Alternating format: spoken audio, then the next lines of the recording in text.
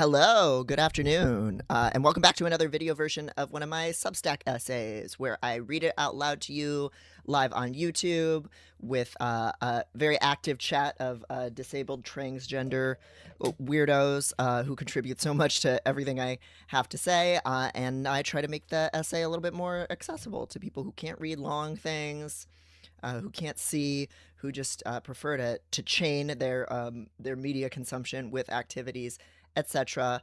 Hello, how's it going? It's a little bit later than my usual stream time here on a Thursday afternoon. How's everybody doing? I was just giving Loki a churu treat, also known as a delectable, also known as that nasty meat go-gurt. She is not much of a little treatopus. Not much of a treatopus generally. She's not very food motivated. She seems to have very little awareness of food and treats, but she does like the goop. Um, and my lovely friend Ty gave me some goop to give to her recently. So she was gooping. We were just gooping while I was reheating my coffee that I probably should not have. But let's go. Oh, thank you for subscribing, Chrome Drome. Welcome. Hello, everybody. Today I'm going to be reading my piece on hypermobility, hypermobile me.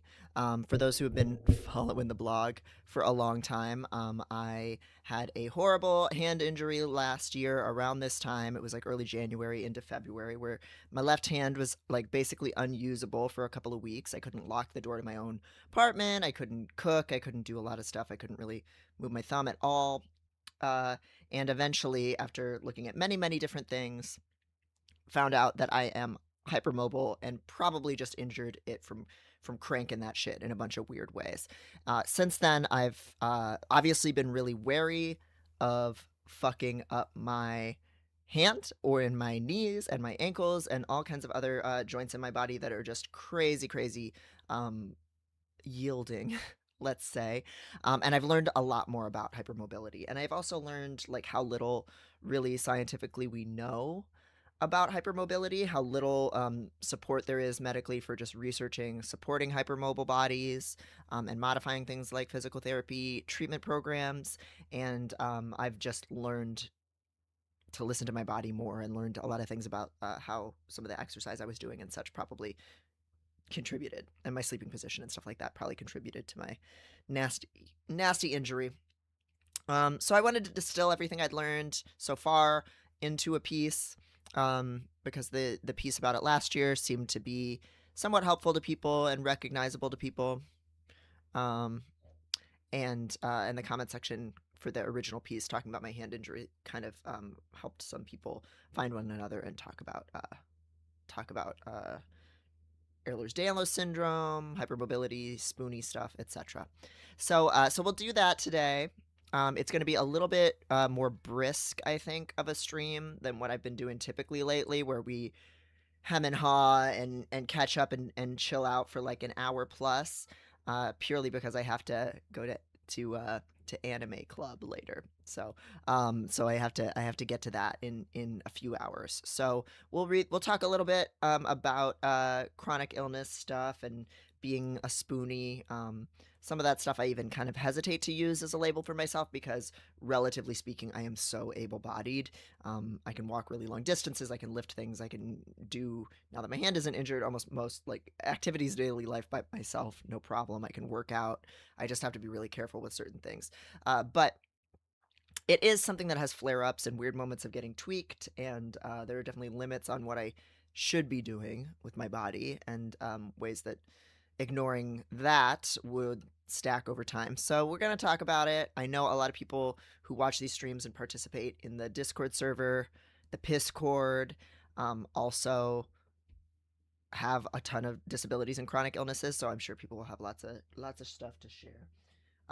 So what I asked you while we were on the hold screen was basically what's something that you've learned about taking better care of your body, your specific body, recently, in the past year, in the past couple months, whatever the case might be. Male Valence says, I recently reintroduced occasional caffeine because I think it might help a bit when having a cluster headache episode. Black tea. I won't go back to having it regularly though because I think overall it's better if I don't have it. I will still have decaf coffee and chocolate though. Um, yeah, yeah, that tracks male balance. I know a lot of people who get migraines specifically say that caffeine is a real help with that. And I am also kind of re-examining my relationship to caffeine. I quit it for a couple of years for anxiety, and then I think once I stopped testosterone, just because I know that was flooding my system with just so much more energy, it being a steroid and all, that once I quit caffeine, I felt like I could maybe handle it. Like I think being on E is just very calming. Um, if it doesn't make you mondo crazy dysphoric, which at this stage in my life it does not. And so I, for that and a couple of other reasons, I just started to start dabble. I decided to start dabbling with caffeine a little bit more in the last couple of months, and I don't think it's making me more anxious. It's hard to tell. Um, I've been doing like a half calf occasionally, which this is.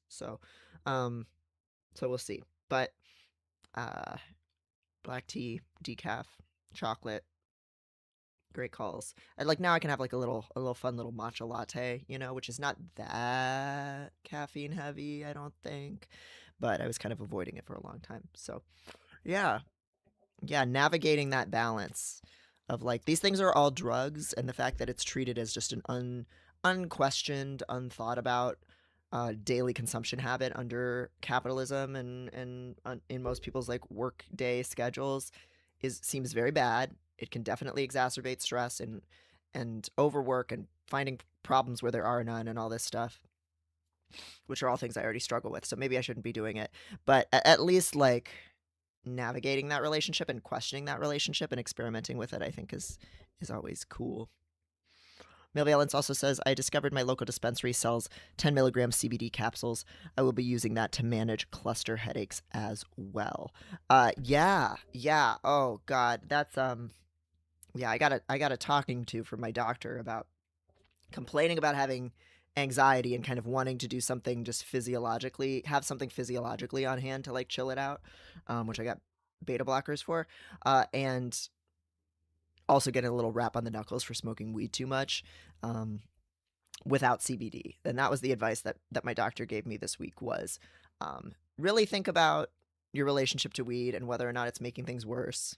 I know it definitely does make me more anxious a lot of the time, or it makes me ruminate in this underwater place where you're just rotating 3D spiders in your mind and thinking about reasons why your friends are mad at you, um, or whatever, thinking about things that could happen. And also, one thing that my doctor said was like, if you really think about how, when it comes to alcohol, people understand commonly that there's a difference between a shot and a beer and a glass of wine, even though in theory those things are equivalent-ish amounts of alcohol. The way you consume them and your relationship to them and how you feel are really different. The circumstances under which you consume them are different, and we don't really distinguish between those things when it comes to weed. Like people are ripping fat dabs all day long and saying it's medicine, and for a lot of people it is. But if you get anxiety from smoking weed, which also a lot of people do, then seeing like taking really big fat bong rips, or dabs or concentrates and stuff in high doses is just the equivalent to like having a little joint or like a few hits after work. Like those things aren't the same, and people might be kind of flooding themselves a little bit with some stressy chemicals. And she also said, just if you're gonna keep doing it, really look at the percentage of THC, because things are so potent these days compared to the weed that certainly my generation grew up with and generations before grew up with. So look at the percentage of THC and get some CBD in there. Get it at least to be a 1-to-1, which I do like how CBD feels, but you do need a little THC for it to be like consciously observable, usually due to the entourage effect. So yeah, CBD. I have had a few CBD seltzers that are like that they sell at like the gas stations and like corner stores around here that are like 25 milligram CBDs, and those have hit enough that I actually feel like a whole body calm where I can recognize that something's happening. Whereas a lot of pure CBD stuff, all it might be reducing something like a pain symptom or like stress, but it's so like physiological only that it's pretty easy to miss. Annika Transpeak says, I learned that with my pots, drinking electrolyte water is essential. I make my own now to save money. Yeah, salt, sodium, electrolytes, and pots are so needed, um, along with things like compression socks, anything that like keeps the blood flowing. Annika says her recipe is 25 grams sodium chloride, 11.5 grams potassium chloride, 11.7 grams magnesium malate, blend it all up into a powder, approximately 3.3 grams of the mix per liter of water, or adjust to taste. Hell yes. Um, uh, I said friend of the. I was about to say friend of the show, but this person is more like just one of my blorbos. Chicago, but we are oomphies on Tumblr. Chicago Janiza has a lot of different disability stuff that they talk about on their blog, and and just needing the saltiest water possible to be able to live, and that their body signals that to them, that like really really salty, really really electrolyte heavy water just is the only thing that hydrates them and makes it possible for them to be walking around.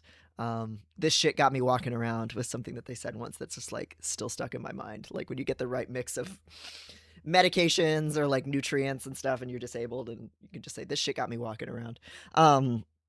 Yeah, so electrolytes, so important. Airgender says, I'm slowly learning how to relax my freaking muscles with help from my cool trans RMT. Oh, I want the tips. Please.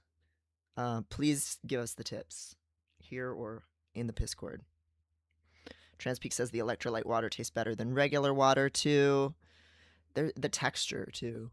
When there's like electrolytes in it, it feels more hydrating because it is. Cat Gogurt, Milvalent says. Milvalent says, I'm doing badly because my friend that I'm in love with is in crisis. I'm also in what I hope is the tail end of a cluster headache episode, which is exhausting. I have a CBD iced tea though.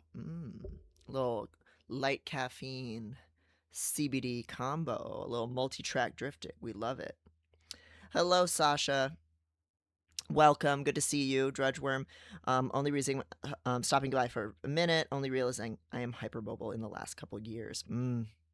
Yeah. Yeah. Was not remotely on my radar. Not at all. Even being like an autism guy and knowing that those things were really comorbid. I thought, oh, I don't have the stretchy skin. Like I thought I've never had any like dislocations, and I have some friends with hypermobile Ehlers-Danlos syndrome who were just like subluxing their shoulders all the time. But as is so often the case for me, I think, oh well, it's not that bad. This thing that I'm experiencing that I've always pushed through, it's not that bad, so I must not have a thing. And then eventually it does get that bad.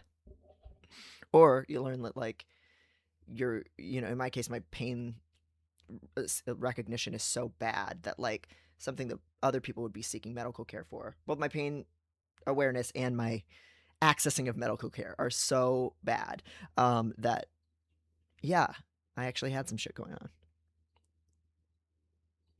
Mavellan says, I think it's fine to refer to yourself as a spoonie.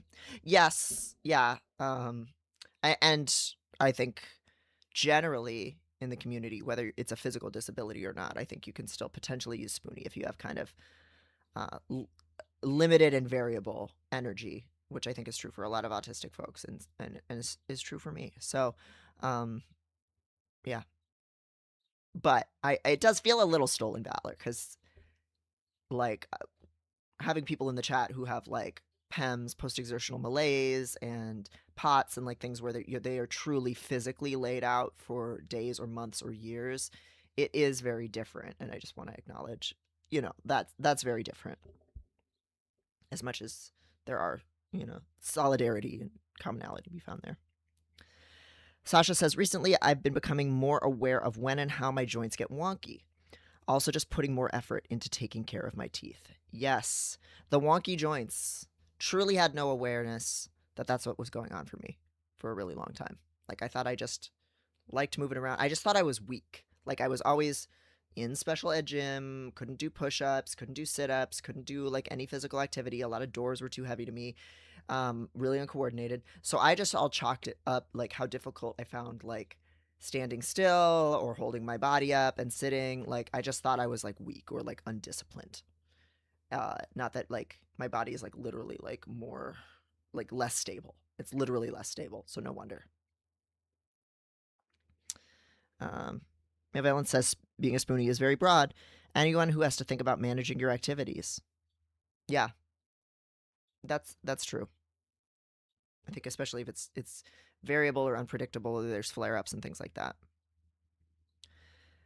Sasha says I had a dentist appointment recently, went great, and thought about how much you like the dentist, sort of method acting as though I was a dentist enjoying guy to get through the discomfort. Oh yes, well if that's helpful, I'll speak to that for a little bit. I love the dentist. I love gum pain. Like, there's certain kinds of like, well, there's lots of kinds of pain that I like, but like gum pain, it just feels like this slight sting that you know is like doing something good for your body and making your gums tougher. I like the blood.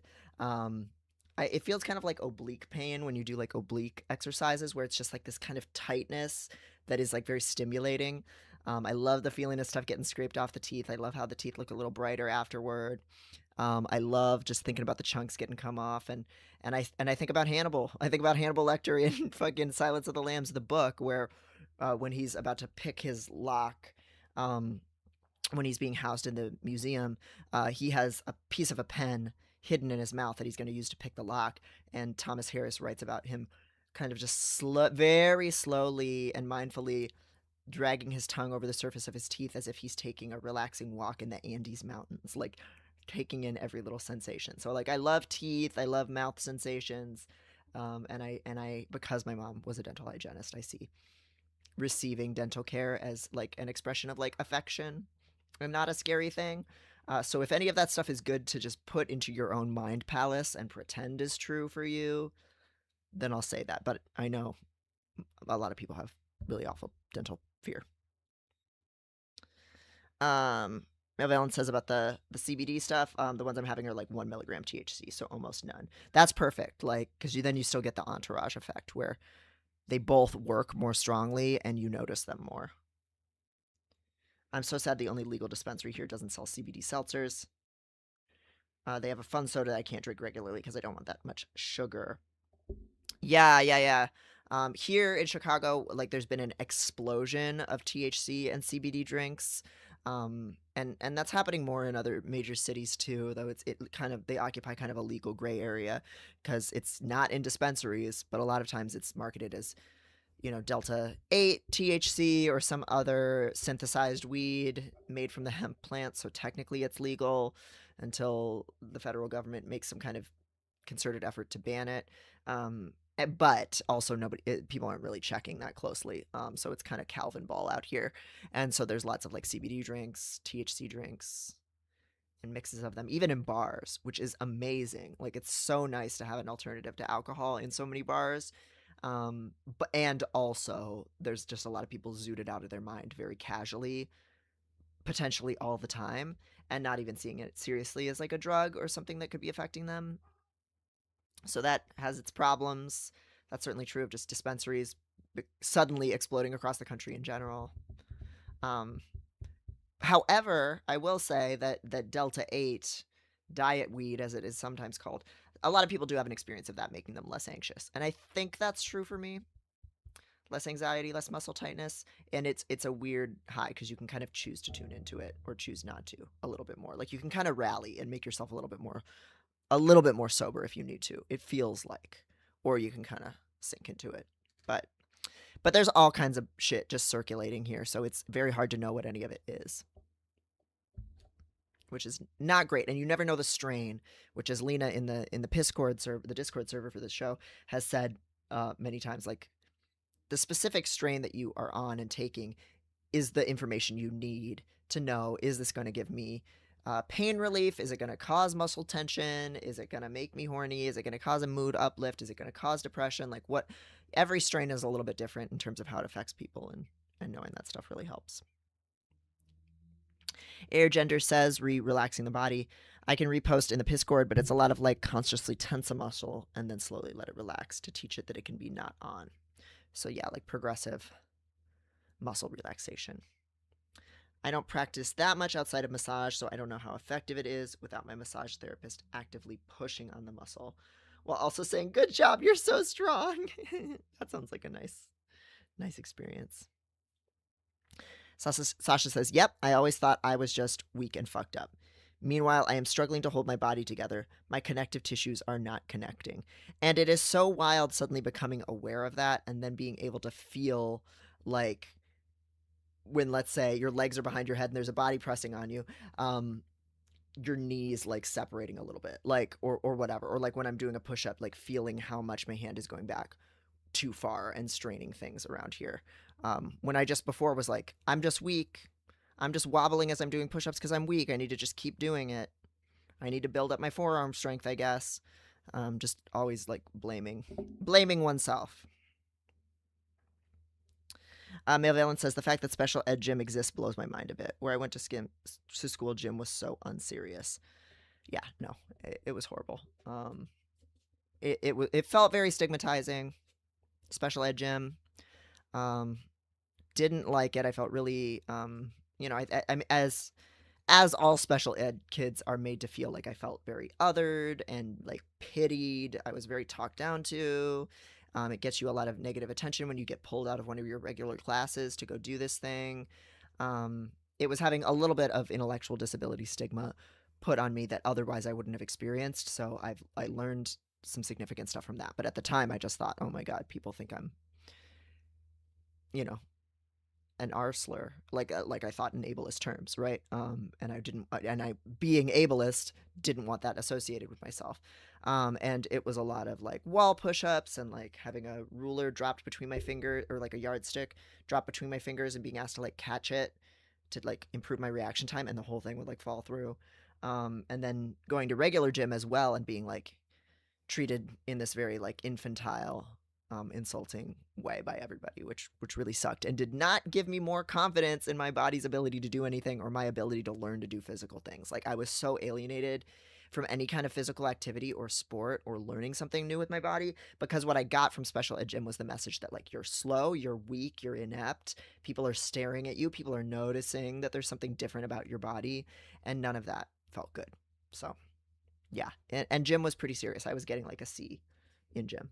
Like, I really in high school I was able to um, take college classes at the local college across the street, and I deliberately scheduled it so that I would have it overlap with my gym class, so that then I would be excused from taking gym because I was getting a C in gym in high school, um, and not for lack of trying. It was just like I'm not fast, I'm not strong, I can't keep track of what's happening when we're playing basketball or whatever or dodgeball or whatever. So I'm fucking at risk of getting a bad grade in the class. It's fucked up.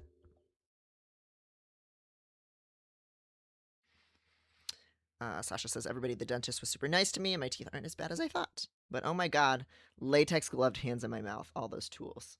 I was really struggling with the X-ray thing. Yeah, the X-ray thing where they like put the really big, like sensor in your mouth, the old school ones. They have small. I don't know if it was like the big one or the small one, like the big hunk of metal or like the hard paper one.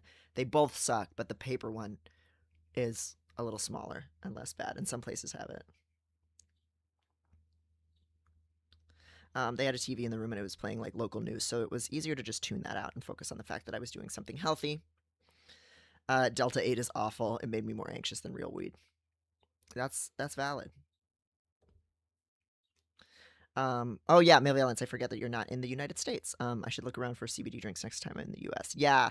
Yeah, here in Chicago we have, Mars Brewery puts out a lot of weed drinks and CBD drinks. There's some kind of like CBD RX. No, that's not the brand. It's something like that. It has like a very like supplement drink kind of branding, it's like white but with these like sleek like bright colors. Like it looks like it's like an energy drink or a vitamin water or something.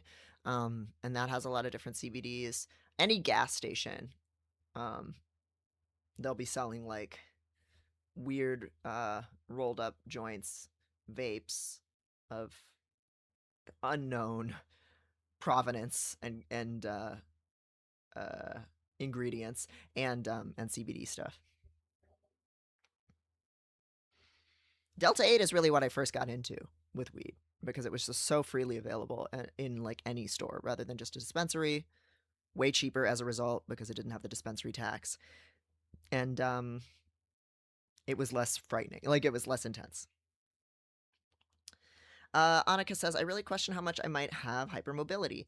All my fingertips are double jointed, and when I was a kid, I could easily put my legs behind my head. These days, I have like no flexibility though, but I wonder if it's just from repeated injuries I had. Well, here's the thing: flexibility and hypermobility are not the same. Um, People equate the two. I'm guilty of equating the two because I happen to have both, but a lot of hypermobile people actually have incredibly tense bodies because, as we'll get into in the piece in a few minutes here, your body compensates for the fact that it doesn't have a lot of stability and that it can't really hold itself together at the joints by tensing the muscles. And so that can cause a lack of range of motion over time for a lot of people. Also, hypermobility can happen in any joint independently of others. So you might be, if you can bend, these knuckles back really far, that might be where you're hypermobile and something to be aware of. But if you can't do like this, the freaky arm thing, I'm gonna show the ones that I feel like I can safely show. This just doesn't look abnormal to me, but apparently it is. Um, you there's a test of hypermobility called the Baton score. It's the most kind of widely used and simple one. You can do it at home, and it's just testing each joint. And it's kind of misleading because it does calculate an overall score of how hypermobile you are. But if you were working with like a hypermobility aware like physical therapist or something like that, what they would look at more is just which individual joints are hypermobile and specifically what's the range of motion on each joint on each body part. So like um after my hand injury, this hand got a little bit less range of motion. Can't really tell. It might be kind of back now. A little bit. Yeah, you can see it goes back a little bit less far. So in some ways, the injury helped me, but flexibility is completely different. So whether you can do the splits or things like that, that's not necessarily hypermobility. Um, One that is commonly like related is if you can just bend forward and touch the floor, just by hinging at the hips without like bending your legs or anything, then you're hypermobile in your hips and perhaps your legs, but you could also be doing that because you're flexible. But otherwise, a lot of things are pretty independent. So mayhaps.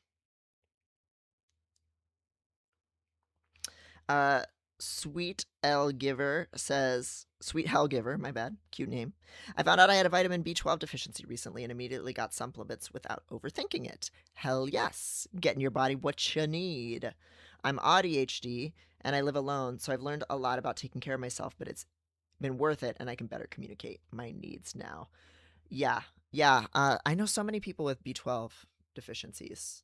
Um, I don't know if it's a dietary thing or what, but um, a lot, does it give you more energy? Do you feel more energetic? I know that in theory that's what it's supposed to do. But I just always think of Mad Men, where they were told they were getting B12 shots in the office to like help them get like really pull all nighters and get a client, and it was just like meth. It was just like intense stimulants. Welcome, Trilicon. Good to see you. Um, They say a local board game bar used to offer CBD and THC shots in their drinks, but had to stop after recreational legalization.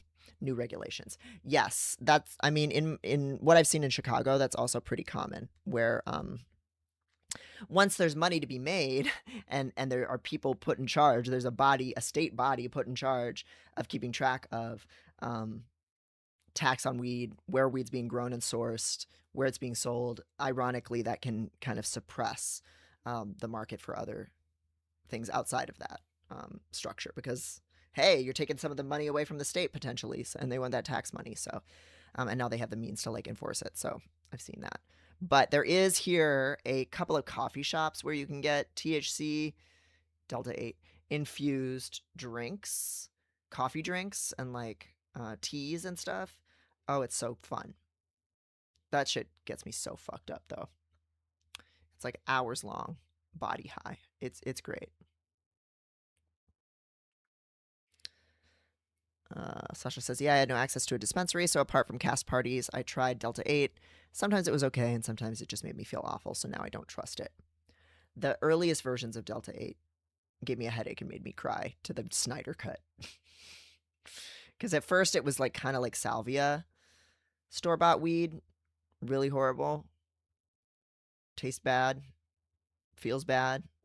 Um, feels not real, gives you a headache, makes you cry, but during the Snyder Cut, at least for me, which was so embarrassing.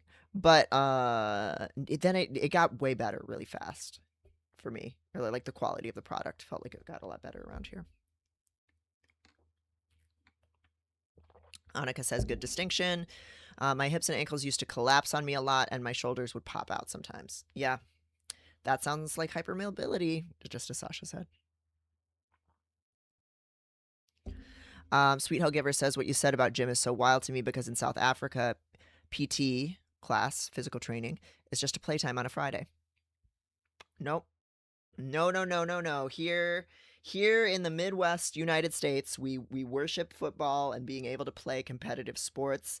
Everybody kind of is expected to play competitive sports and be good at them.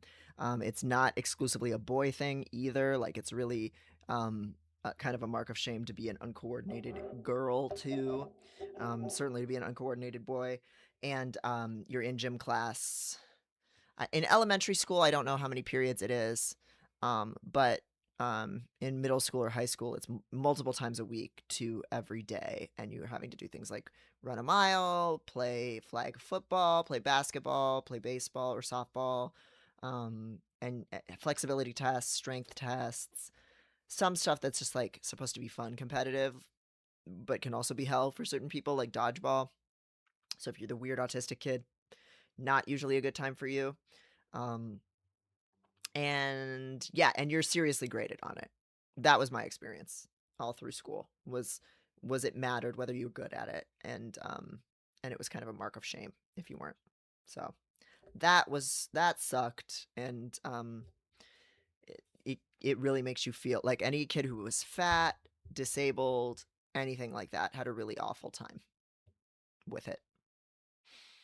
And it really didn't engender much like belief in your own body or a sense of like movement as fun or expressive or a way to develop skills. It was just awful. It just sucked.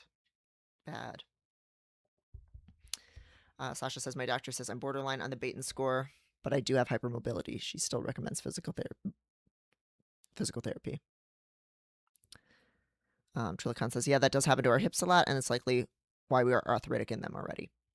Yeah, yep. That was another fun thing I learned when I was going to hand therapy last year around this time. I have some arthritis coming up in these guys, my typing fingers, my posting fingers, which and you can feel the grit. Like there's a way. My sister's a athletic trainer, so she works with sports athletes, and it's a medical position. So she helps athletes in high schools with injuries, basically. But you can test for arthritis by kind of like, probably don't do this at home, like kind of grinding the joints, and you can kind of feel like grits in there. She can do this thing with people's knees where like their leg is up and she like pushes forward on the knee while it's like laid out and like drags the like cap of the knee forward, and you can just feel the sand and the grit of like rundown bone in your leg, in your knee, to know how much like arthritis you already have. It's pretty disturbing.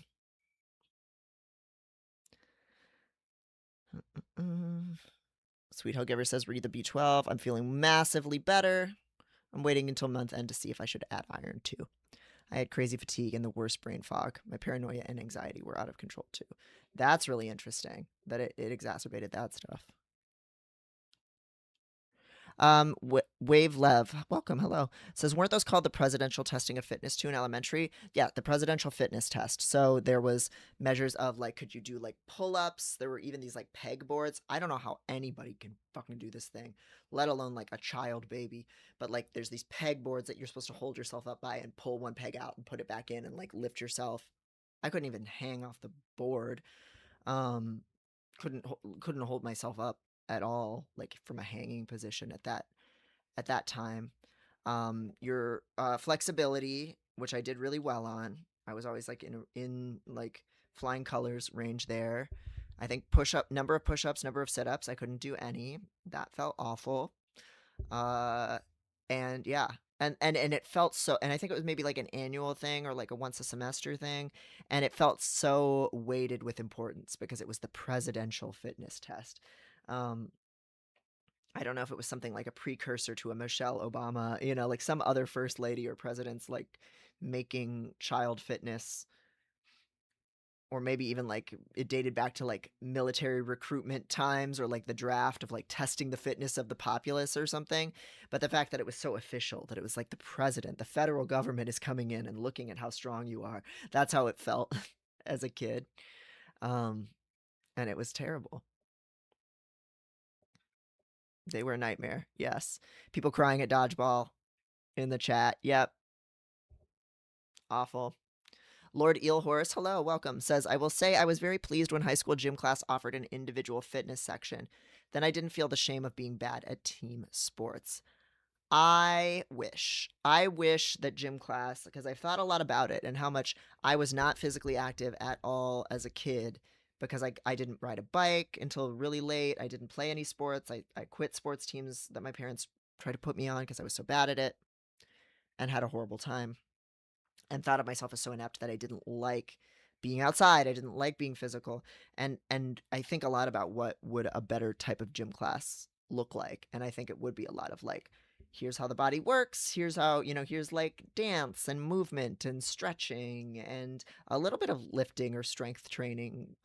Here's, proper form for something like a push up or a sit up. And here's other ways that you can exercise those parts of your body if you can't do those things. Here's like just trying out all kinds of different sports and movement and expressive stuff like contact improv. I don't know.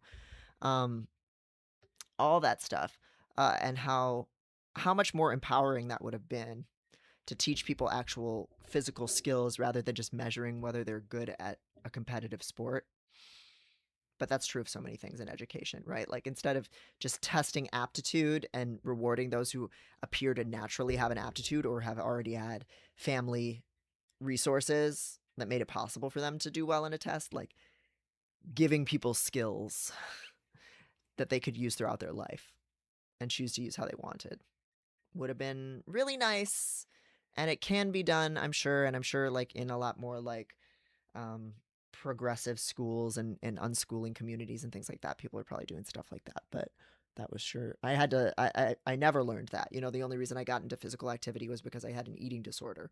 Um, and then having to work my way through that and still find the positive things that I get out of movement, which it is very helpful for anxiety for me. It is good for hypermobile stuff to stay in motion for me, and try to rebuild a relationship to using my body that was rooted in what feels good and is good for it has been such slow going.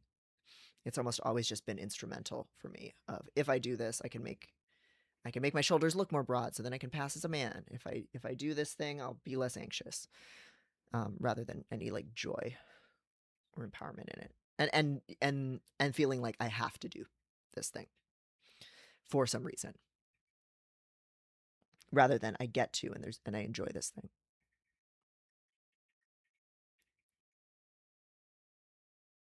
It's a post World War II thing. I thought that might be the case. Thank you, Trilicon, for confirming that. Sasha says maintenance phase has an episode on the presidential fitness test. Ooh, okay. Awesome. I'm gonna have to check that out. I don't listen to that regularly. Sweet Hell Giver says, I actually quit basketball in high school because I was fat and I hated being watched while we ran on the court.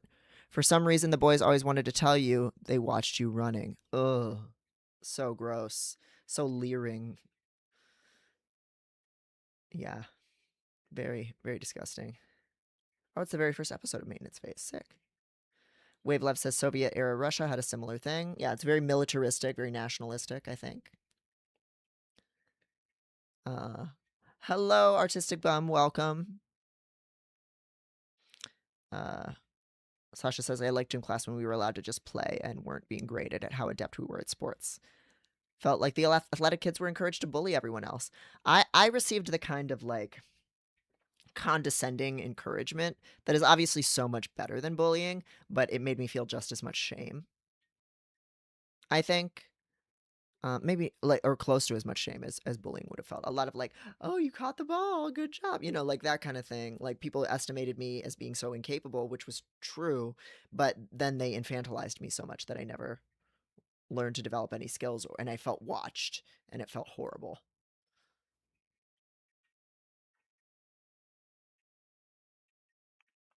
Wavelev says they didn't teach us interoception, mindfulness, somatics, or connecting with nature through activity. Yes. Can you imagine a gym class where like you go hiking? The only useful stuff that I got out of gym class was stuff like drown proofing. We had a pool in my high school, and so we had a whole unit on like inflating your clothes if you find yourself in a body of water very suddenly. We had a test, a 20-minute, I think, test of just floating in the water with your arms like this, like behind you, and your head like this, your body straight up, using as minimal energy as possible to just keep yourself afloat. So not actively swimming or treading the water, but just trying to like survive. If you were in a survival scenario where you had like fallen off of a boat or you had swum out too far and you were stuck somewhere, and that felt very useful. Swimming, I had swimming lessons as a kid. That felt very empowering and useful, and gave me room to play. And that's why, as a high school student, I chose to be a lifeguard. I took the classes to be a lifeguard because that was the one physical activity where throughout my life I'd been taught, here are practical skills. You can just pretend to be a dolphin and swim around once you've learned those skills. Things like diving after like weighted like keys or just like diving weights was fun. It was just a very individual, at your own pace task, and felt very private too, in a way. For the question of the day, Closet Demon says, haven't really learned, more that I've come to terms and am starting to realize what being chronically ill means. It's like I have a cold 24/7 and I have to accept and treat my body accordingly. Yeah. Yeah. Accepting that limitation is big. Have a few people in the comments talking about dysphoria, girls being singled out of activities in gym class, boys bullying people, being forced into gendered locker rooms and having to get naked. That was also something where I did experience some bullying. That was tough. Being watched and commented on. Sweet Hellgiver says, it's so interesting how these oppression structures are always a thinly veiled way of whipping you into an imaginary ideal citizen, according to usually white supremacist ideals that don't exist. And they're instilled in you so young. Absolutely. Abso-fucking-lutely. This model of the abled person, the ideal man, the ideal worker, all of that. And if you don't meet the standards of that, it's not like you're actually being given tools or help. You're just being measured and evaluated in terms of your value to the state, in terms of productive capacity and ability to do things like military service. Yep. That's what it's all about. All right. So in the interest of time and energy, I am going to open up the piece that I'll be reading today. But please continue sharing in the chat. Sasha says, when my mom and I went swimming practice, my mom always wanted me to do laps with her when I just wanted to dive and play. Yes. Yeah. Just having a spirit of play. Oh my gosh, the sun is crazy right now on me. Damn. Ouch. Painful. Oh, it's still there. Ugh. Hold on. Terrible. Terrible stuff. It's like right where the sun is like coming down right over the building and like going into my face. So it's going to be a little dim in here for a little bit until it passes that horizon. Wavelev says, would love to build upper body arm strength for gender reasons, but chronic pain is preventing. Yeah. There is a trans mask lifting coach, Lifty Boy, BOI, that I've heard some positive things about. I have not tried it, and I've kind of, personally gone on my own whole journey with a lot of this stuff of trying really hard for a long time, for years, to really focus on building up my back and shoulders and chest to create a more masculine V shape, which worked, but it also meant that I think I further overdeveloped some of the muscles that my body was already using to compensate for the hypermobility, like my shoulders.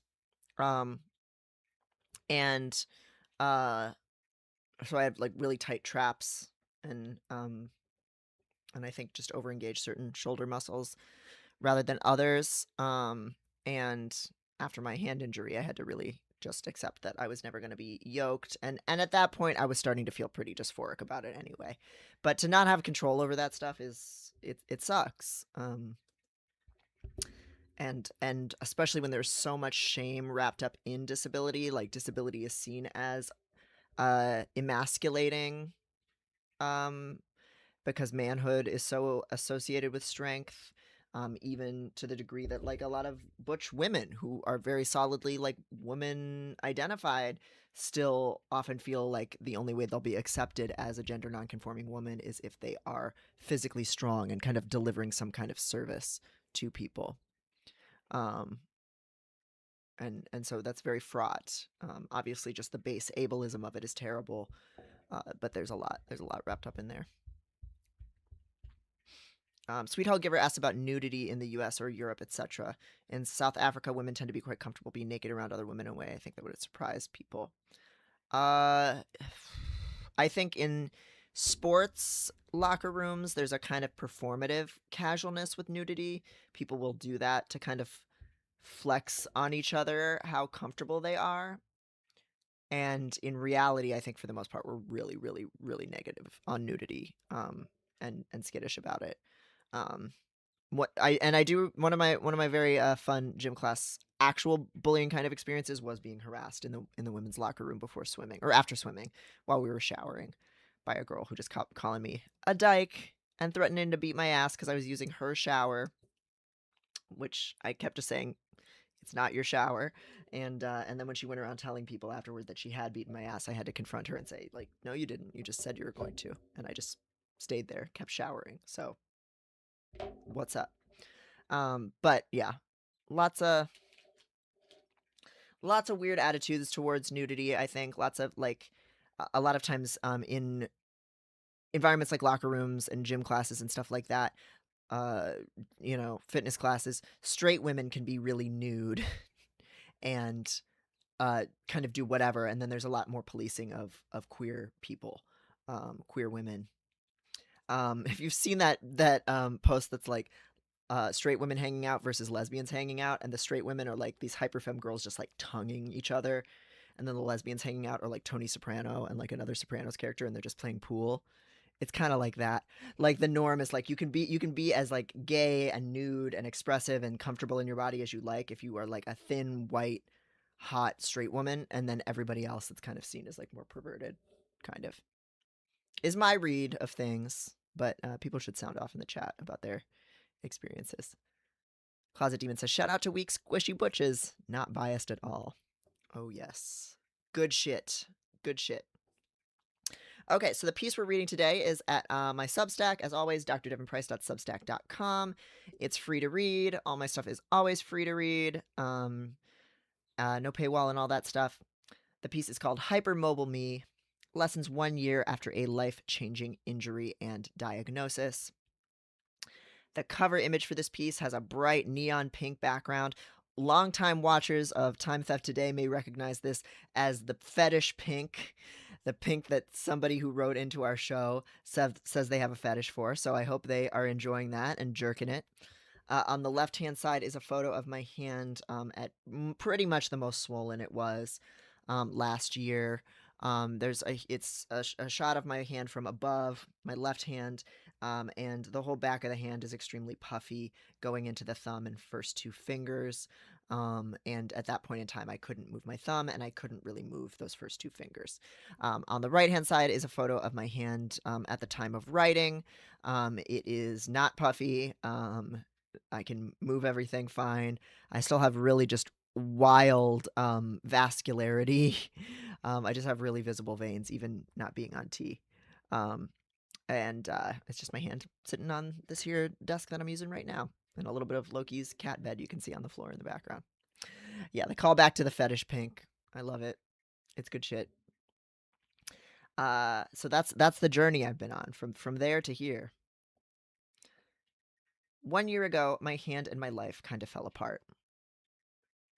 The Trump administration was taking office for the second time, and all the trans, queer, diasporic, and disabled people in my life, which make up essentially everyone in my life, were panicking.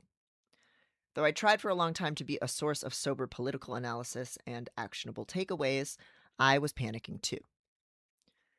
I saw access to gender affirming care being cut off from minors and trans people with mental illness, immigrants and refugees being driven from their only homes, essential resources being cut off, visions of my friends starving and dying. I felt crushed under their despair, but obligated to be strong. And after years of recommending that others find modest ways to make a local difference and keep their minds clear, I lacked the will to do it myself, or any faith that it would make a difference. I had a new book coming out just a few months in the future, and the obligation to promote it was sour in my mouth.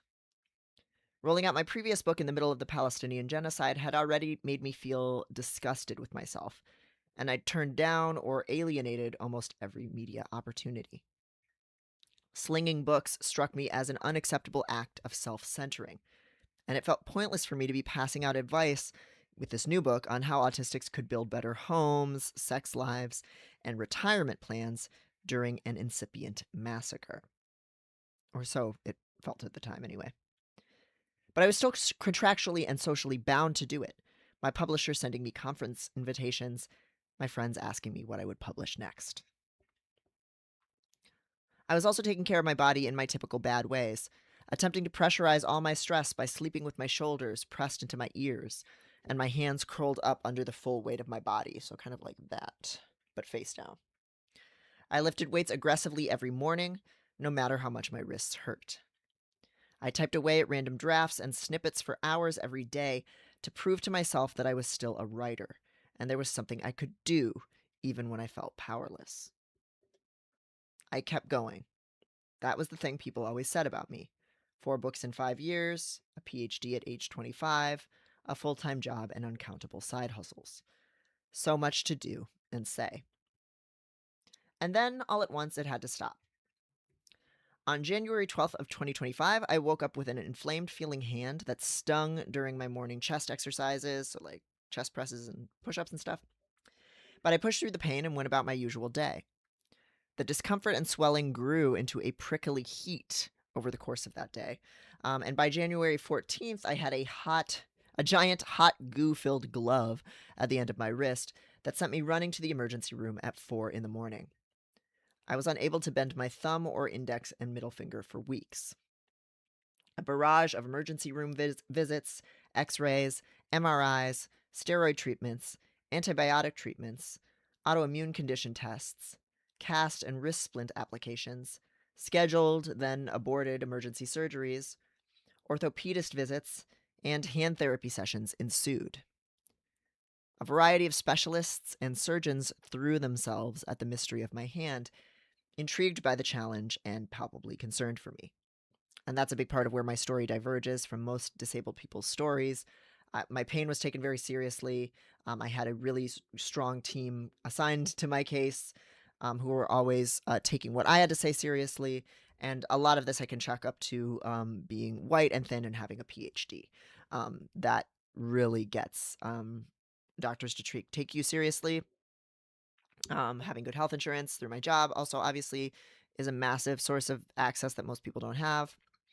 And just the quality and attentiveness of the care and how much information they give me and background is just really dramatically different from what most people get. And I wish everybody got it because it really makes these things less scary.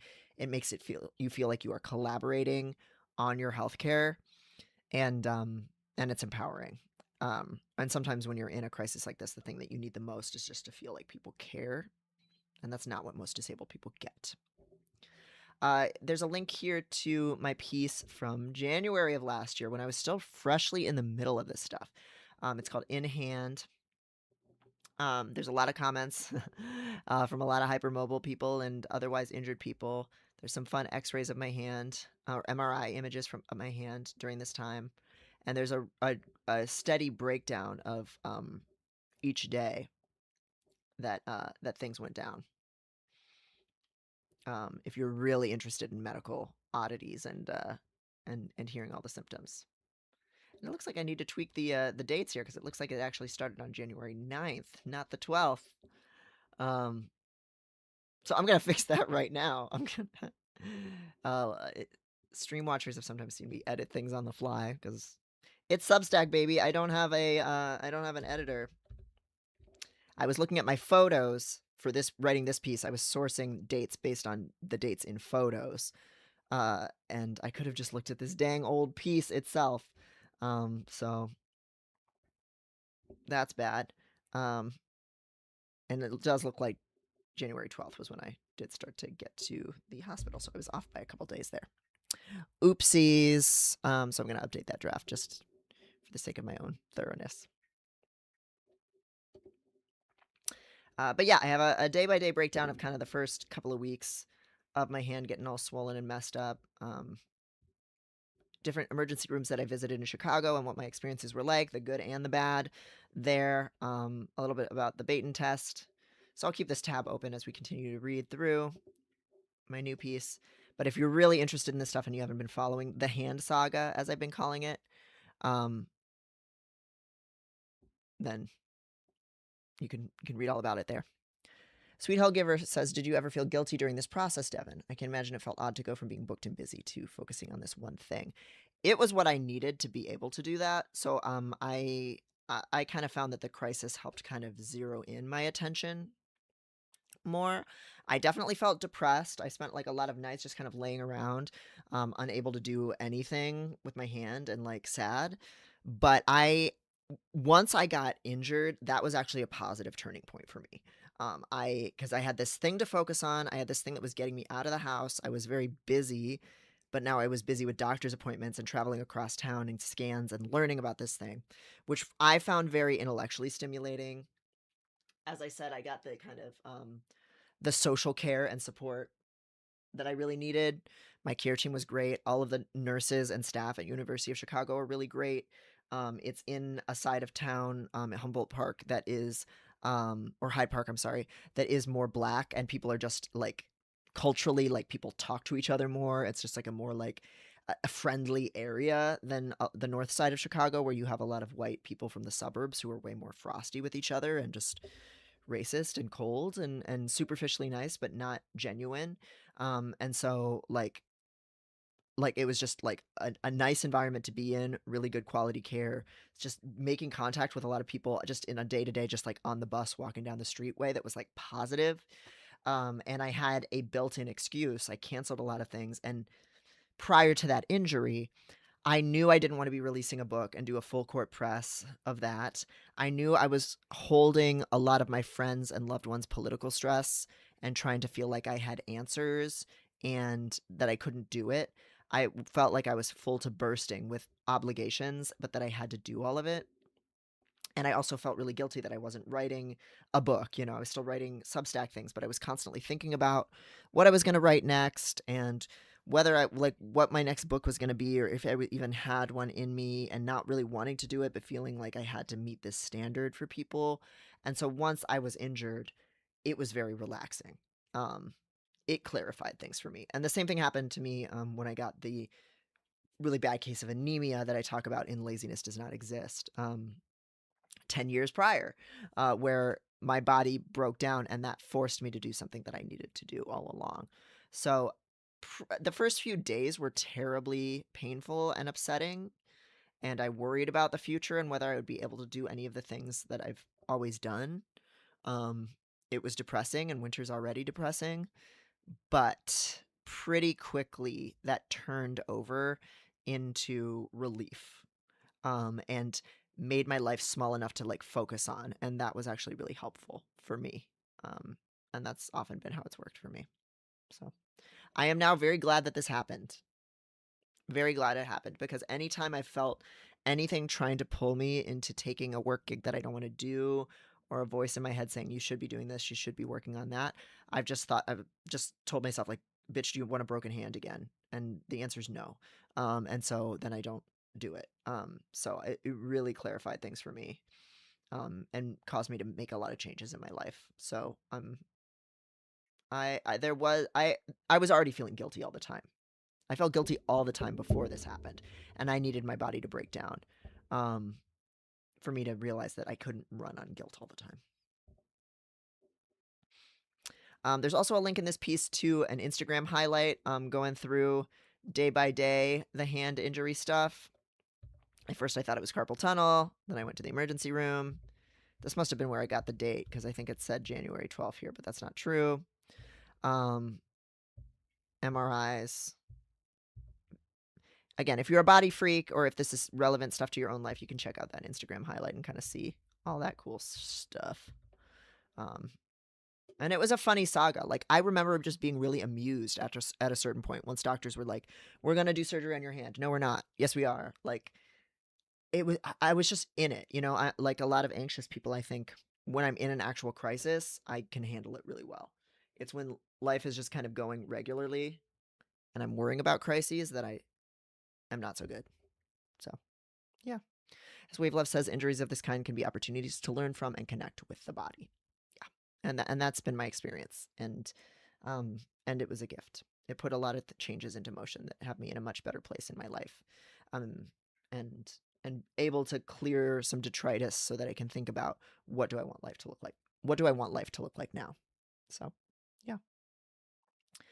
Eventually, my team figured out that I had ruptured my FPL tendon, which connects the muscles of the forearm to the thumb, and the injury had somehow become infected and filled with fluid, blocking the rest of my hand from working for a while. There wasn't any single cause that anyone could pinpoint, but when one of my emergency surgeons, because I had multiple days where they were going to cut me open emergency-wise, diagnosed me as just about as hypermobile as a human being can be. Holy shit was his reaction to my bait and score results, seeing me do the test. Everybody agreed that casual abuse of my freakishly bendy body was probably a major factor. And as for the bait and score, here are some of the tests of hypermobility. Don't do this stuff at home unless you have to. Can you bend your pinky more than 90 degrees down? Can you bring your thumb down to your wrist? I will never do that trick again because I was doing that a ton before my injury. Does your elbow bend more than 90 degrees? Can you bend your feet farther back than 90 degrees? And then standing and bending at the hips without bending your legs much, can you touch the ground?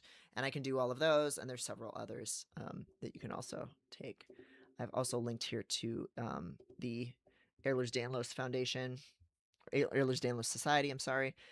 They're writing about doing the Baton test, whether your legs kind of lock backward like a flamingo is another one. I have that to death. And they do also talk about a few other tests for assessing hypermobility throughout the body. One's by Nicholson and Chan, 2018. One's from Ferrari et al., 2005, and Meyer et al. For adults. And a lot of those, my hand therapist walked me through some of these, and it really looks at measuring the specific degrees of motion that you have on each body part. So it's a little bit more specific. So if you're curious about that, you can check that out. The hand got better on its own. I just had to heed its insistent uselessness and wait. After all those doctor's appointments, all those tests, it just started getting better on its own. So that became one of the things that surprised my doctor was how, at first my doctors were like, what the hell's wrong with you? We can't figure out what it is. That's fascinating. And then slowly, every time I came back in, my thumb could move a tiny bit more. At first, I could just barely move. Like if I held it firm, I could move the tip of my thumb about like a millimeter or less. But that signaled to my doctors that this tendon wasn't completely ripped. They thought it was like severed, that I didn't even have the tendon and they would have to like re-sew it or do some kind of replacement, which would have been a really intrusive surgery that would have been hard to come back from. But once they saw that tiny little bit of motion, they knew my hand worked. My hand could work. The tendon existed. And slowly I was able to bend a little bit more and a little bit more until eventually then I could do hand therapy exercises with the rubber band and bring my thumb across my hand. And that is what happened. It's so wild to talk about now because I mostly just remember what I remember of that time is, like, how interesting it was. Like, I remember it as kind of an enjoyable, relaxing time, even though I was obviously also really upset, and wondering if I'd ever be able to type again, um, if I'd be able to do my job. So the hand got better on its own. I just had to do nothing. Then, once I could turn a key or wash a dish, both my hands demanded that I get better at listening to them. So I started noticing what the precursors to an injury felt like. If I held my phone for too long in bed, I'd notice an ominous tweaking kind of pain in my right wrist, my dominant wrist. Push ups were no longer an option. It hurts way too much up in here. I still do them for a little bit sometimes, but usually with wrist wraps, and I have to really pay attention to it. And I pay the price when I do it, so I'm constantly learning the boundaries of whether I should do it at all. When I switched to running, I would sometimes feel a wobbling pain in my ankles or knees, which told me that I had to stop. I started rearranging my workspace, then my life, which inspired a pretty dramatic shift in how I see myself. And that played a role in some ways in stopping testosterone. It was something I already wanted to do. I was already really dysphoric, looking as masculine as I did, but knowing, oh, you're never gonna have that masculine body shape, and you can't keep following these rules that you've set for yourself every day in terms of lifting weights every day, upper body focused. That kind of helped break the spell, because when I set a rule for myself or like set a daily habit, I usually stick to it pretty doggedly, and so having a reason to change it was good. Since my diagnosis, I have learned a lot about the needs of my hypermobile body and the state of the science on mine and related conditions such as Ehlers-Danlos syndrome, which I currently do not believe that I have. I know that a great many people discovered their own hypermobility or hypermobile EDS through reading my last piece on the subject, and were able to use the comment section to trade a ton of resources. I thought I'd pass on some of the lessons of my first year as an aware, hypermobile person, and some of the lessons, accessibility tools, and life hacks that have kept me from injuring myself again, and sometimes even helped me thrive. So the rest of this piece is just a paragraph by paragraph breakdown, bullet points of things I've learned.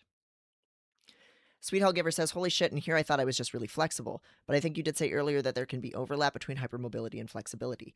They're different things. They are different things. Hypermobility is how much you can extend at a joint. Flexibility is about your tendons. And so they can go together, or they don't necessarily go together. A lot of things that get called flexibility are hypermobility.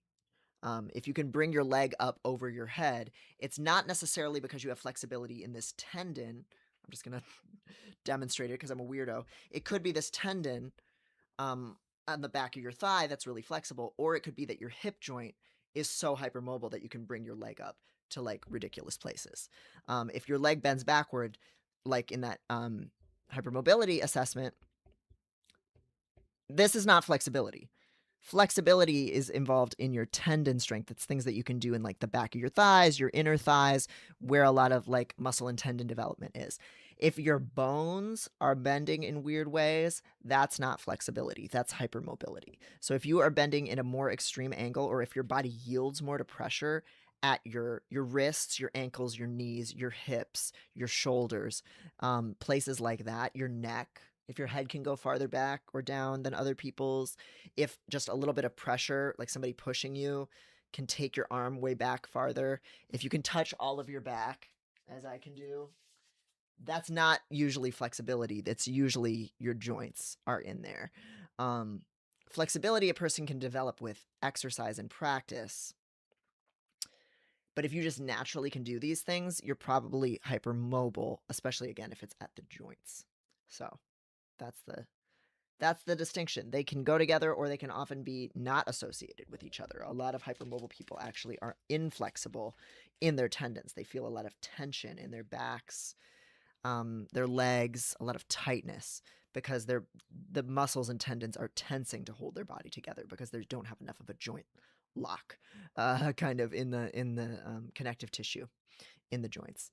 Um, so so not necessarily, but it is confusing because people often say flexibility when what they are actually talking about is hypermobility. So there you go. A person can be hypermobile in one joint, some joints, or all the major joints of their body. I happen to be hypermobile as fuck in every joint observed, but some people are only able to hyperextend their elbows or one finger. You can have it on one side, one body part, etc. The more hypermobility your body exhibits, the more likely you are to face complications from it. But everyone with the trait should be cognizant of how it can alter their stride, posture, form during exercises, muscle activation, etc. Hypermobility is also strongly correlated with autism, ADHD, EDS, gastrointestinal disorders, and other conditions, but it can also exist on its own. The world is not built for us. Hypermobility is rarely taken into account by medical providers or physical therapists. There is still relatively little medical awareness of and research into the needs of hypermobile individuals. So doctors are unlikely to detect it and may not know how it affects the entire body system, depending on the doctor. Many are downright hostile to self-diagnosis of hypermobility or view hypermobile patients as hypochondriacal or difficult, especially if you think that you have hypermobile Ehlers-Danlos syndrome, which many doctors either don't believe is real, they believe is overdiagnosed, or they associate with demanding patients, people that they think complain too much.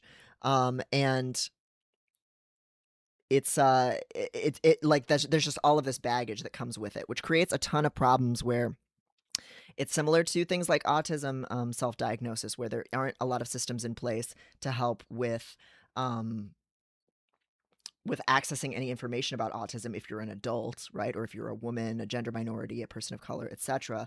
And so then that means people have to kind of self-advocate or just seek out the limited number of doctors, psychiatrists in that case, who do exist, who will do an assessment. And so one thing that is been very troubling to me as I've been researching hypermobility is that a lot of times the only sources of information are doctors on YouTube who are marketing themselves as a clinic you can go to for a diagnosis and for care. And so there's an incentive structure in there that's not so great, where you're kind of reliant on a handful of people to be your only source of knowledge and validation and resources on this stuff. And a lot of times they are trying to position themselves as like marketing to a very specific population. So that's just something I want to kind of put a marker on for people, that like there's a lot of overlap with like kind of potential like charlatanry or just like really small communities where they're just, you have very limited options for who to work with. And like some of the resources and like really popular like lectures on YouTube about hypermobility are sales pitches for people's clinics, which is not a great feeling. But it's that, you know, talk to a doctor who's sympathetic to you and believes you and is doing some of this ground level research on hypermobility, or it's seeking out care from a doctor that's going to think that they're going to treat you the same way they treat chronic fatigue patients, fibromyalgia patients, people with conditions that they've decided are psychosomatic and fake and that they associate with difficult patients. So not fun, not a good experience. If you are hypermobile, then run-of-the-mill physical therapy programs can often cause injury by pushing you into too much extreme activity with too little focus on form. As we will discuss later, gentle, gradual, properly formed movement with lots of core activation and additional supports such as, knee braces, wrist wraps, etc., are key for healthy movement in hypermobile individuals. Unfortunately, most PT programs assume that increasing mobility and flexibility is useful, when the exact opposite is the case for us. So if you get injured as a hypermobile person, do not just march yourself over to your local Athletico. You have to find a hypermobility competent provider.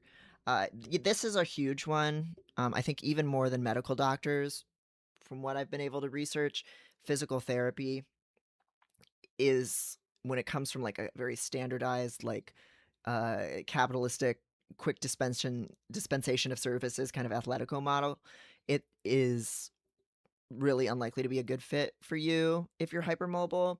And it's similar to what some people have been saying in the Discord. I know a lot of people in this space have post-exertional malaise and POTS and other chronic illnesses and a lot of physical therapy and long COVID period. And a really common experience for a lot of people like that is you go to physical therapy and they say, you're deconditioned, you get so tired and out of breath because you haven't been working out enough. And so then they try to push you to your limit so that they can expand that limit.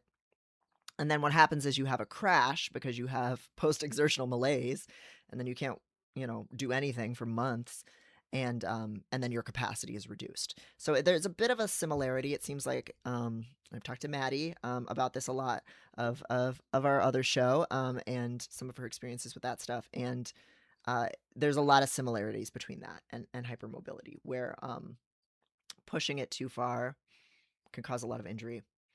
Thankfully, my hand therapist at University of Chicago, shout out to Ricardo, Rolando, I'm sorry, was basically straight up saying that he wanted to reduce my flexibility in hand therapy, that he wanted this hand to have less of a range of motion than my other hand because it's like dangerously too flexible, and really going slowly with things is important.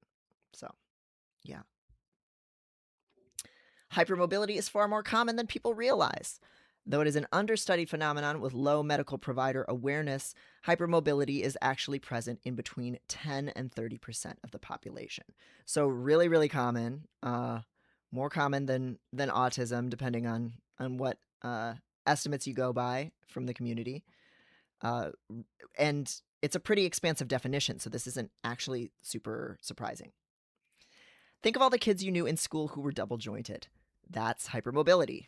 Not everyone with hypermobility has severe problems caused by their bendy tendencies, nor are they necessarily hypermobile everywhere or afflicted with something like Ehlers-Danlos, but we all differ from the norm the medical model assumes comes standard with a body, which means we get worse care.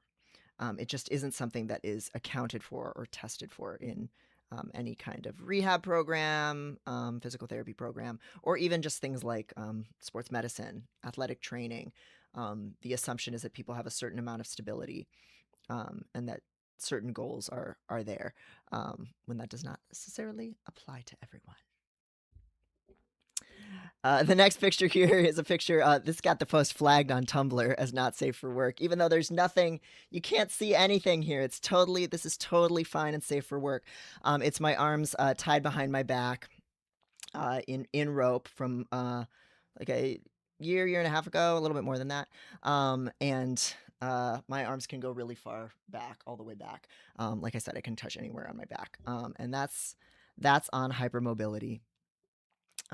Fun little display of that, and something that's just fun to experiment with within reason, in BDSM, or as we'll talk about later, yoga and stuff like that, even though really pushing it to its extreme is not good for you. But there's me tied up and very flexible, or hypermobile. Again, I'm also equating the things. Our bodies effortlessly do freaky things that can cause injury.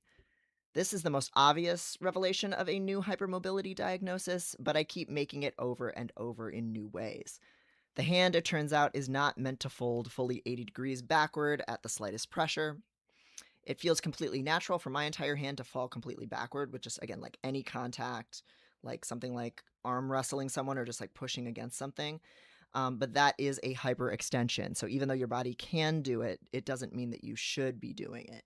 And it can really cause damage to tendons over time, which is why I do not do the thumb down to the wrist thing anymore. Here's another fun detail. The neck, in fact, is not supposed to bend backwards into a U shape when you're eating ass. So any amount of pressure, body weight, whatever that you're doing.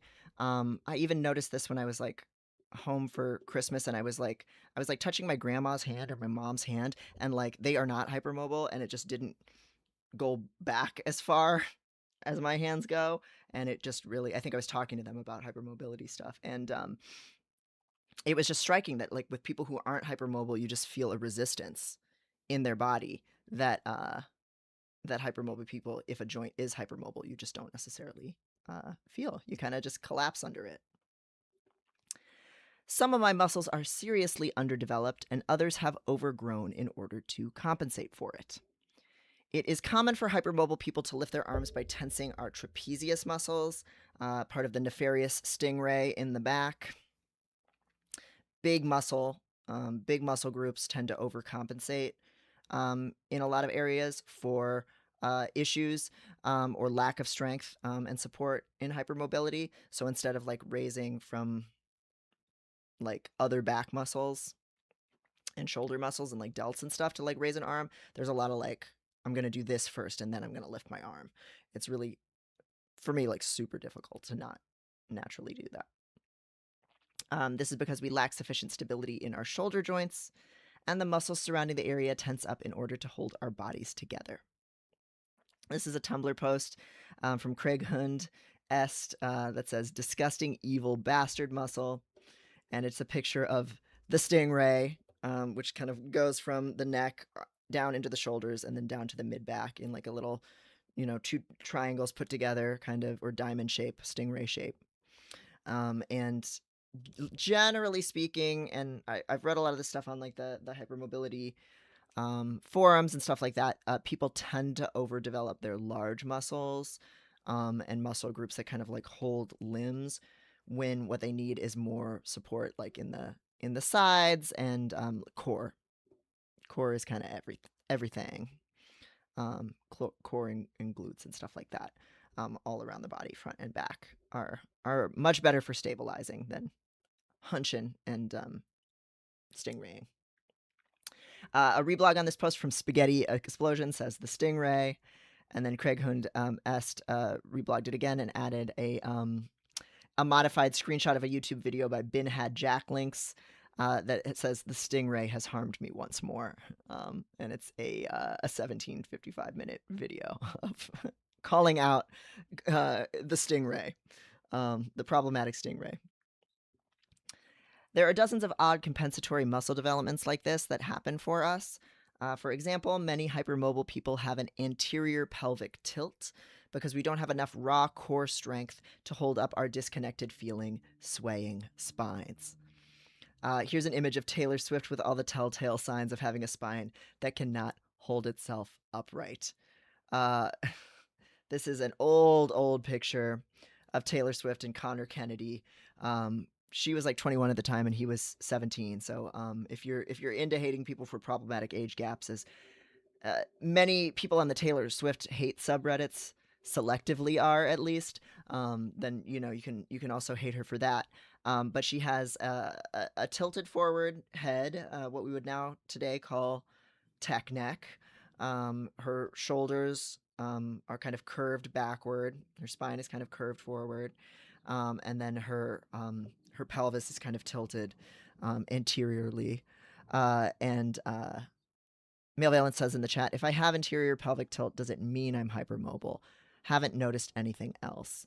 Not necessarily, I don't think. If you don't have any bait and test score stuff, I mean, again, I'm not this kind of doctor, right? But I think a lot of times there are a lot of autistic people first, period, who have anterior pelvic tilt. And autism is also correlated with reduced muscle development. So that also means there's a lot of like adjustments that people make. Male Valence says my back is very flexible in general. That could be hypermobility then. Like that's not really. I don't think like hypermobility in the spine is super tested for it. I mean my question would be like your core strength, like what your core strength is like. Because that is also a really big factor in anterior pelvic tilt. Like if you don't have strong enough, right, by like whatever conventional ableist standards for the body, if you don't have a lot of muscle strength there, then your body may kind of tilt forward or back. However, another thing that is important to know is that a lot of people, especially a lot of women, condition themselves into anterior pelvic tilt territory because they think that's good posture. They think they're supposed to stick their butt out and kind of like curve their back, and that's not really sustainable. All my life I've had really bad posture, so I've always been kind of reading up on what actually is good posture and being vexed by it, and not wanting to believe that it's real, and then having to learn a lot more about it since my injury, and learning about hypermobility. But a lot of people, what people think is good posture is this incredibly like rigid, overextended thing that like puts the ass back, and that also is an anterior pelvic tilt, which then underdevelops the core because you're using the wrong muscles, it puts strain on the lower back, all this shit happens. So, not necessarily. Um, there are so many and there are so many posts on the Taylor Swift hate subreddits about her bad posture. So many pictures of her from the Eras tour where hate people who like, they are dedicated to hating her, and it's just a special interest of mine. I love reading these fucking hate subreddits. They're breaking down every little stance that she has during choreography, her interior pelvic tilt, and so on. Evelyn says, I don't think I conditioned myself into it as far as I can tell. Maybe. Seems like I did it naturally. Yeah, so that could be a lot of different things. Like there's a lot of aspects of autistic posture in general, right? Like toe walking. Like a lot of autistic people growing up are toe walkers. And that may be related to hypermobility. Sometimes it just seems to be a texture thing for some people where they don't like feeling all the grits of the floor on their feet, so they just reduce the surface area of how much their foot is contacting the floor. Some of us do it to stim. All kinds of stuff can be a factor in there. So I don't think just having interior pelvic tilt, I don't think it would be fair to say that definitively is a hypermobile thing exclusively, but it is. If you don't have enough support in your back and core area, then it's pretty common. VNO says, "Oh my god, my knees do that." Welcome, VNO. Coworker at my job says, where I stand a lot, calls them grasshopper legs. Oh yeah, you talking about this? Talking about the bait and score knee, or like bending a knee? I'm doing it right now, where I have one leg like bent and propped up against the other leg as I'm standing. Shrimp. I guess this is more like I said shrimp, but I mean flamingo. Flamingo leg. So, yeah, there's a lot of reasons why this stuff can happen. Because hypermobile people have less physical stability and a greater range of motion at our joints than other people do, we have to put care into developing our core and stabilizing muscles, as we've been talking about. Focusing on the abs, lower back, quads, deltoids, and triceps, which this one was surprising to me. The triceps actually do a lot more in posture than you would really think, certainly than I thought anyway, are really key, so that you're not overcompensating with some of those other large muscle groups. At the same time, it's important to not overexercise or strain our joints with too much repetitive movement or weight. Intensive strength training is really dicey for us, particularly anything that puts a ton of stress on the knees, like powerlifting, or in my case, the wrists, like push-ups or chest presses, any of those kind of, personally for me, anything that like tilts the wrist back, so also like a lot of like shoulder presses and stuff like that. In general, it's generally best to focus on forms of exercise that are less showy and punishing. Pilates and slow, careful movement like Tai Chi come highly recommended in the hypermobile community. They build strength in those essential core muscles that help hold the body up and carry it around safely. And they emphasize positioning the body into a correct, safe posture, which again does not usually come naturally to us because we're usually wobbling around or tightening up. And because they are slow and focused on form, you just are more likely to be activating those core muscles that you need. But another thing that's really fun is being autistic. A lot of us aren't the most like naturally skillful at like body mirroring or proprioception, awareness of where the body is in space, or the kinesthetic sense of like where your body is or how your body is in motion. So I find I really have to like watch how other people move their bodies and emulate it if I want to avoid injury, because what just feels natural for my body isn't going to be what the rest of the body parts have evolved to actually do. Wave Lev recommends Blogilates weightless arms workouts. Oh hell yeah! There's a YouTube channel I follow called Anabolic Alien, who's this very adorable Boston man, very like flamboyant, but I think straight, Boston man who has these like 10-minute arm exercise like arm and shoulder weightless workouts that are literally just like a lot of like hand flapping like this for like really long periods of time, and you do get a nice fucking burn from it. And you're not you're not lifting weights, so you're not like putting as much strain on any joints really, and like it feels really good for the back. So shout out to Anabolic Alien also for that. Artistic Bum says I can do all the bait and test things except touch the floor because of over tight muscles. Yeah, yeah. Um, and like there's definitely like in the literature some debate about how useful the bait and test even really is, just because it like doesn't give you enough specificity about the range of motion in what place. So it's definitely not like definitive that if you don't have a high enough bait and test score result, you're not hypermobile. Like even thinking of it as a binary is so unhelpful, actually, which I'm guilty of here in this piece, because we really probably should be talking about just each individual joint and its range of motion, and like where a person needs stability in their body. And that's part of what gets confusing with saying like 10 to 30% of people have hypermobility. It's like in what joints and in what ways does it affect them? Yoga and stretching can be risky for us. I'm still having a hard time accepting this one because, as a physically weak, uncoordinated person who felt immense shame at being placed in special education gym as a child, flexibility and mobility were some of the only areas where I ever shined. And again, hypermobility and flexibility are not the same thing, but in my case, I have both. When I bend forward and touch my nose to the ground with my legs splayed out wide in front of me, I can make far fitter, more dedicated athletes gasp. I used to go to this nude men's yoga class. It's been a bit. It used to feel fucking incredible to roll up to the nude men's yoga class and effortlessly stunt on everybody with zero practice, especially because like yogis can be such like divas about that stuff. So it felt like healing the special ed gym shame to be good at something. But when we push our bodies into an extreme stretch, we increase the chance of tearing or rupturing a tendon, just as I did with my hand. Even worse, our bodies actually tense up when we extend ourselves too far, and so for us, stretching can actually have the paradoxical effect of making tightness and discomfort worse. Here's a video explaining why flexibility exercises can do us so much damage and what to do instead.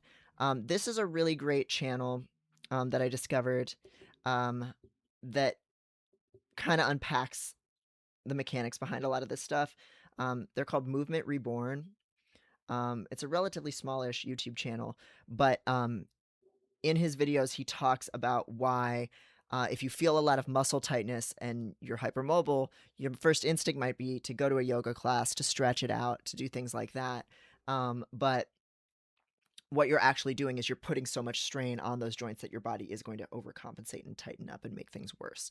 And so he really talks about how trying to expand your flexibility really isn't the solution, because it's just going to worsen a lot of that. And instead, what you need to work on is stabilization. So, for example, when I think of stabilization, I think of like if I'm doing like a lunge, let's say like a backward lunge, my knees want to wobble and like turn in so much. Like it doesn't feel stable. And that's not from a lack of strength in like the quads or like the large muscles in the leg. It's because of the knee hypermobility. And so like he has a bunch of different videos walking through a bunch of different body areas where there is hypermobility and how it affects exercise and movement, and just talking about like here's how to activate this part of your glute or your core to kind of like tighten up and stabilize where your knee is. And that kind of stuff is actually, if you strengthen some of those smaller muscles, you're actually going to see less pain. So really, really cool. It just really kind of unpacks a lot of the stuff that's not as intuitive if you're operating from like the standard script that's given to non-hypermobile people. So really, really recommend Movement Reborn. Like I found those videos very helpful. And this video especially, why stretching doesn't work, it just explains the mechanics of what's going on with hypermobility and how it affects the body system so well. And it's like a little 7-minute video. So it's dope.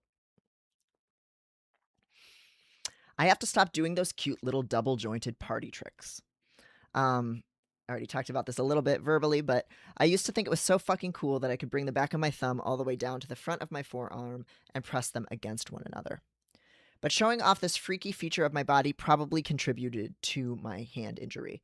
Because I only had discovered that I could do that like a few months. Well, like 9 months before my injury. And so then I was showing it off all the time. So in a very real way, I was cranking that shit into potential injury, perhaps. The orthopedist who diagnosed me as hypermobile cautioned me to never show off any of my body's more extreme capabilities ever again. And as I already mentioned, my hand therapist told me that I should be aiming to have far less range of motion. So, I already did this one on stream, my bad. No more showing off that I can touch every single part of my back with a flat palm. That one doesn't hurt, though. I feel like I can get away with that one. I'm arguing with my past self here. Or hyperextending my elbows into a convex curve.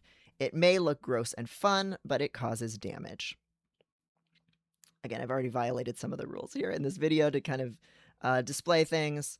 Those are ones that don't necessarily hurt me as much, but I do feel like if I do the arm thing, I do feel a little bit of a strain on the inside of my elbow. And certainly any hand stuff, doing any extreme hand stuff definitely feels some type of way. So not good to do.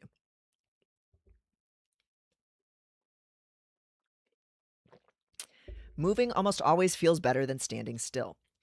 My hypermobility has provided yet another explanation for my being an eloping, fidgety, exercise bulimic for all my life. So not staying still.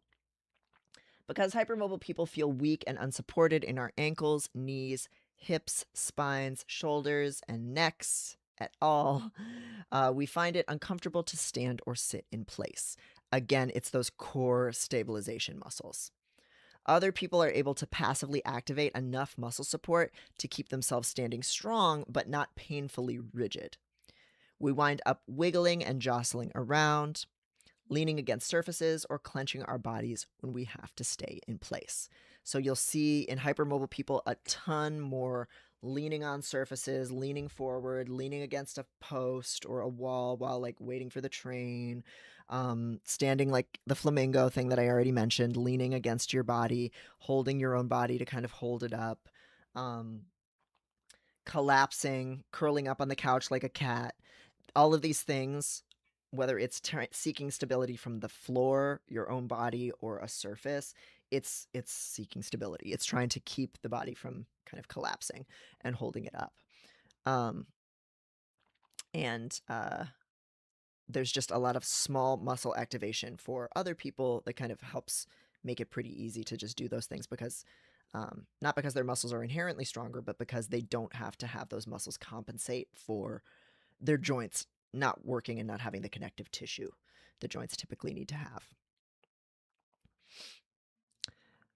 VNO says, is that not normal, touching your back? Everybody can do that, right? No, definitely not. A lot of people can't touch much of their back at all.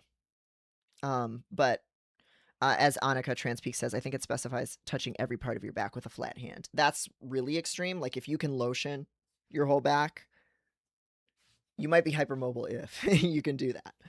There are a lot of variables there, though, like body size. Thinner people, it's going to be easier to do that because you just have less width. But if you can kind of cover the whole territory, that's pretty often your shoulder and your wrists are, and maybe even your elbows too, are kind of bending in a bunch of different directions to make that possible. So, yes. It normal, of course, is a fraught phrase, but most adults can't do that. I'll say that. But it's a lot easier for us to utilize the muscles our bodies need for support when we are moving. Walking, shifting weight from one foot to the other, bouncing on tiptoes, toe walking, rocking in place, a lot of very like stereotypically autistic, stimmy movement behaviors can feel a lot more secure to us than staying still. Again, because you have that muscle activation and you don't have the joints carrying your body weight. Your joints are just kind of moving through the body movement that like muscles are taking control over. So right here, I'm at a standing desk. I'm moving around a lot more than I would be generally like standing still, and that feels a lot better. And even just like at, a concert, waiting for the bus, some place where you're like standing for a long time, like movement and swaying feels a lot better. Says, I'm listening, I'm learning, nods sagely. Yes. Yeah. And again, I'm no sage here either because I just just started learning about this stuff and this literature in the last year myself. It's also generally pretty therapeutic for hypermobile people to switch sitting or standing positions many times throughout the day. Um, I've been researching the desk setups and trying to find the one this whole year. And the answer seems to really be that there is no one, there is no optimal ergonomics for hypermobility so much as a variety, giving your body a variety and not overdoing it. So if you're hypermobile, having a single workstation is probably not going to be a good fit. Most people on the hypermobility subreddit report switching between multiple positions. So things like alternating between a chair and an exercise ball, curling up at a floor desk, which I'd really like to try. A lot of people lay supine on a couch with their work in their lap or in a bed. A lot of people work from the bed, or have some variety of like moving through those different stations, because again, you just don't have enough core support or like small muscle activation to kind of hold your body together. So any position that you're in statically is like a strain on those joints more than other people. Transpeak says, I love my sitting in the floor desk. So many sit positions. Oh shit, yeah. I've really wanted to get like a Japanese style kotsatsu. Right? Is that what it's called?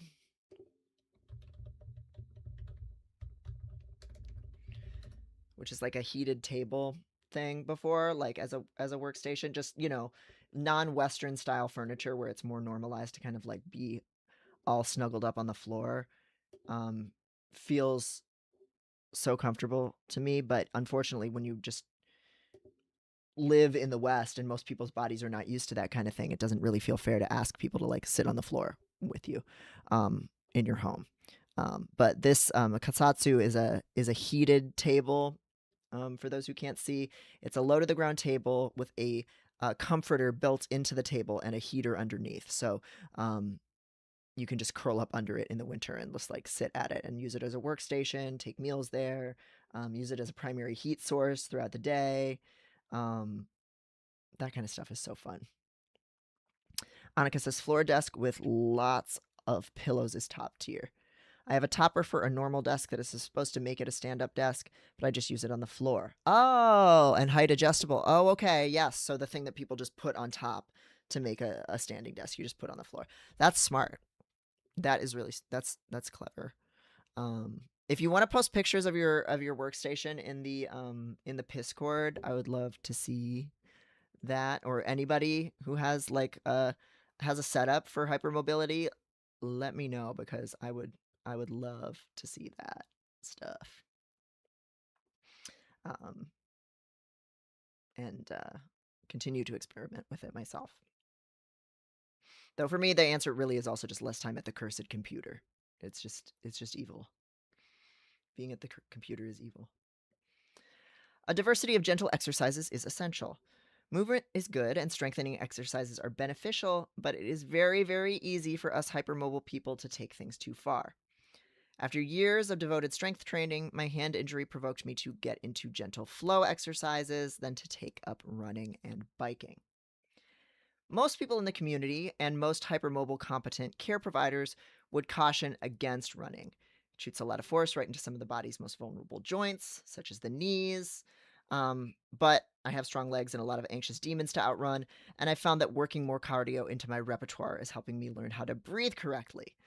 Because as it turns out, I also have learned in the past year, since my hypermobility diagnosis, that I've been holding my breath basically anytime I'm at the cursed computer, any place with the evil screen. Many people hold their breath and don't take full breaths while they're at the computer or at a screen, but especially if you have any of these other body things. And failing to engage my diaphragm for like perhaps my whole life. Maybe at least since I started trying to manually lower my voice for gender affirming reasons. Definitely started breathing wrong then. We've talked about this on streams before, for people who are curious in the archive. All of this is also a pretty common consequence of hypermobility and autism. And I've linked to a few sources from some EDS groups and EDS researchers and writers about how a lack of core support also means that you're holding your body in a weird way, which means it's harder to expand your lungs. And so then you're taking shallower breaths, and it's all connected. And so that can cause problems. And also, uh, there's a lot of reasons why people who are autistic tend to take shallower breaths from like stress and just like, just stress and sensory activation all the time, putting you into like low key fight or flight mode all the time, to just having less muscle development and stuff like that. I also feel a powerful need to exercise that is pretty hard to reason with. So for me, rotating between a dumbbell, a kettlebell, a resistance band, cardio exercise, now Pilates, just like trying out a bunch of different things, allows me to burn off stress while still listening to the little tweaks and pains of my body. So a lot of the people on the hypermobility subreddits really say like just take it ridiculously easy, only work out a couple days a week, move at your own pace. I think the key takeaway though is that learning to listen to your body and to change what some of your goals are. So for me, like reorienting from like I need to be like muscular Dorito chip man, or like I need to do strength training to like I just need to do something that's gonna make my body hurt less and like just kind of give me some of the benefits of exercise is like was like a good reorientation.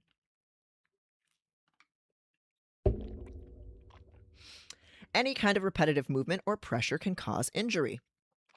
This past summer, I had the opportunity to walk in the Chicago Pride Parade with a local puppy play group, and I happily donned my mask and waved my paws at strangers like this. It was really fun. But immediately after the parade, I felt a straining sensation in my wrists. I was doing both my paws. I was very excited. And I was in too much pain as a result to write emails or type on my phone at all the next day.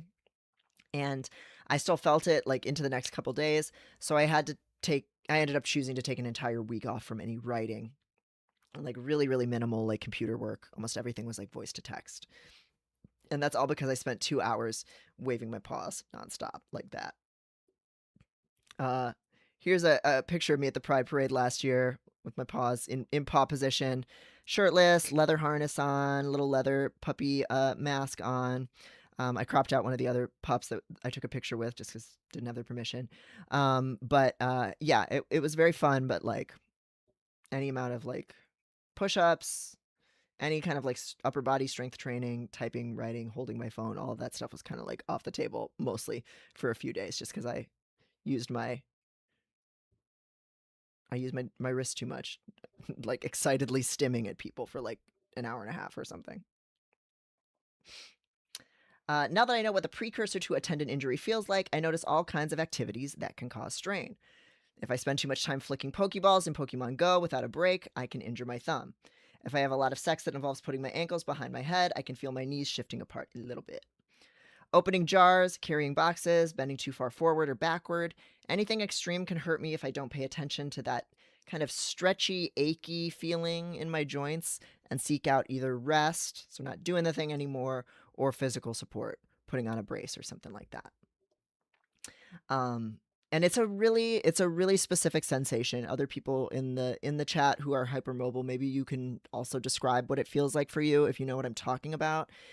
It's a type of pain that I've just always pushed through and ignored until things got to the point where I couldn't anymore. But it's like this kind of strained, achy, tweaked feeling. Like I always want to call it like it feels tweaked. Um, and that was just what I always pushed through.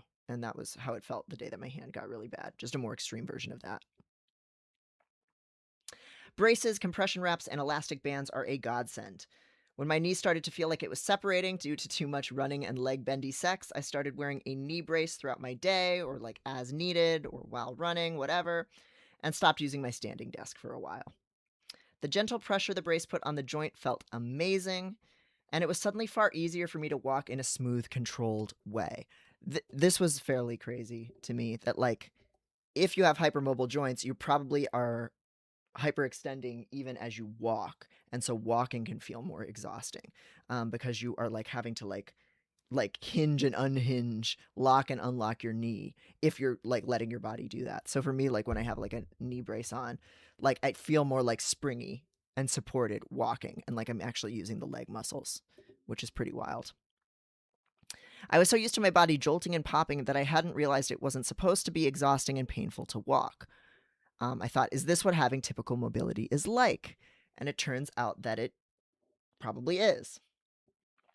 This image is just a few little braces and stuff that one can use. Um, knee brace, wrist brace, ankle wraps, and for whatever reason, I also find like hip bands that you use for like certain like thigh and like glute exercises. That just like go around like above your knees and you do like leg exercises with them. Like the support that gives, the pressure around the knees while doing like squats or something feels so good. So if you have hypermobile bendy knees and you're trying to work on your quad strength, I I in my experience, it's been really helpful. Like even though the resistance band is also adding in theory like more, making it more difficult, um, and putting more like load on your thighs, it's also like if you bring it down, like it's kind of stabilizing your knees and it's kind of putting the load where it needs to be on those muscles instead of on the joints. So chef's kiss, good shit, good shit. I have also gotten into the habit of using ace bandages on my wrists when I lift weights, and sometimes wrapping my ankles before running, though I should do it more often. I find that slipping on an elastic brace, with a Velcro or hook closure is a lot easier than taking the time to bandage my body, and it stays in place better, so I can enjoy the stabilization all day. As I already just said verbally, I also really like wearing an elastic hip band around my hips, even when I am not exercising. It gives me a gentle pressure that makes sitting or lifting things far more comfortable. There are also custom accessibility tools designed to support hypermobile people's bodies, such as the Body Braid. And that's just something that I'd really like to test out. They're like $100, I think. It looks like an absolute feast of positive sensory input and supportive pressure. Here is a picture from the Body Braid website. Not SpawnCon. We'll never do sponsored content, but just to talk about it, it has some elastic support. So it's all elastic that goes around the body. It has kind of an X that goes across the shoulders and mid back, and then another X that kind of cuts across the waist and along the thighs. We can look at a video from the front here. It kind of curves around to the knees, and also from the front goes across the shoulders and across the front of the thighs. So it's supporting a lot of those areas of wobbliness. Um, so it's intriguing to me. It does seem like it's providing support in a lot of the right places. It looks like there's some body braids that also have some ankle support. So if I get one of these, I'll report back on my experience with it because it does look very supportive and comfy and like positive pressure that feels very stimmy and fun too. VNO says, if I go off HRT, my body doesn't produce hardly any sex hormones, but I do sometimes have to go off HRT for money and medical reasons. I absolutely notice that my joints hurt regularly and don't get better quickly until I can get back on my meds. Yeah. Yeah. I mean, I think, yeah, especially if you have like a deficit of sex hormones off of HRT. That's interesting. Transpeak says, I love corsets for posture support. Yes, yeah, people like have that bad, like, ahistorical feminist take that like corsets were like this horrible restrictive thing um, for women, which tight lacing was, right? Like making people make their waist as small as possible was bad. But like posture support from a corset can be positive if you need it, or if you're not like deconditioning the muscles from using it all the time. Um, I love a posture collar, like those big ones that like it's one of the only things that can really push my shoulders down. Um, and then I do know a few hypermobile people like Blorbo of the show, Chicago Geneza on Tumblr, who sleeps with a neck brace on. Um, and I know a few hypermobile people actually that sleep with neck braces on, which seems like a pretty wise idea. VNO says that big brace looks so rad. Yeah, doesn't it just look so supportive? It looks so cozy. Um, so I might pull the trigger and get me one. Oh, it's $185. So it's a little bit more. It's fairly expensive, but if it works, it would be very lovely. And it looks like they are going to start making separate leg and arm ones, which probably seems good for like a size accessibility perspective. Closet Demon says the bad posture hypermobility to historical dress obsession pipeline is real. Yeah, yeah, that's that's some real shit you just said. Um, thinking about it, well, autism to historical dress obsession pipeline is so real. I don't think I've known anybody who's ever said I want to wear old Victorian clothes in public who didn't have an autism. Like that's so there. And also like the layers of like supportive like fabrics, the like under layers and like hidden pockets and like replaceable like underskirts where that's the only part of the outfit that actually gets dirty so you can just swap it out, like the modularity of historical dress, like it's so autism. It's so good. Wave Lev says, "Gotta go. Thanks, Piscord peeps, for being here, and Devin for bringing us together. It makes life better." Oh, thank you for being here. Thanks for chatting throughout, everyone. Actually, while I'm here, let me do a quick screen switch and do a little Piscord invite link in the chat, just because I've been talking about it. So for people who don't know, the Piscord is a Discord server that started for me and Maddie's show Time Theft Today. And it's really blossomed into what actually feels like a community. I always cringe when internet people talk about having communities because it's usually a very just marketing a parasocial attachment for money. And I didn't want to have a Discord server at first, but a lot of people in the chat were interacting and kind of wanted it, and it has blossomed into a really nice place that is full of people talking at their own pace about. There's crafting groups, people just get on voice chat and like do crafts or productivity tasks together. There's lots of medical self-advocacy stuff happen in the chat, people sharing crafts that they're working on, all kinds of cute stuff. And so and I'm like barely on it, so it doesn't feel like a weird cult, which was always my fear. So if you like these streams and you want to participate in the Piscord chat, you can join the server. I'm going to put the link in the chat, all kinds of cute for stuff. People.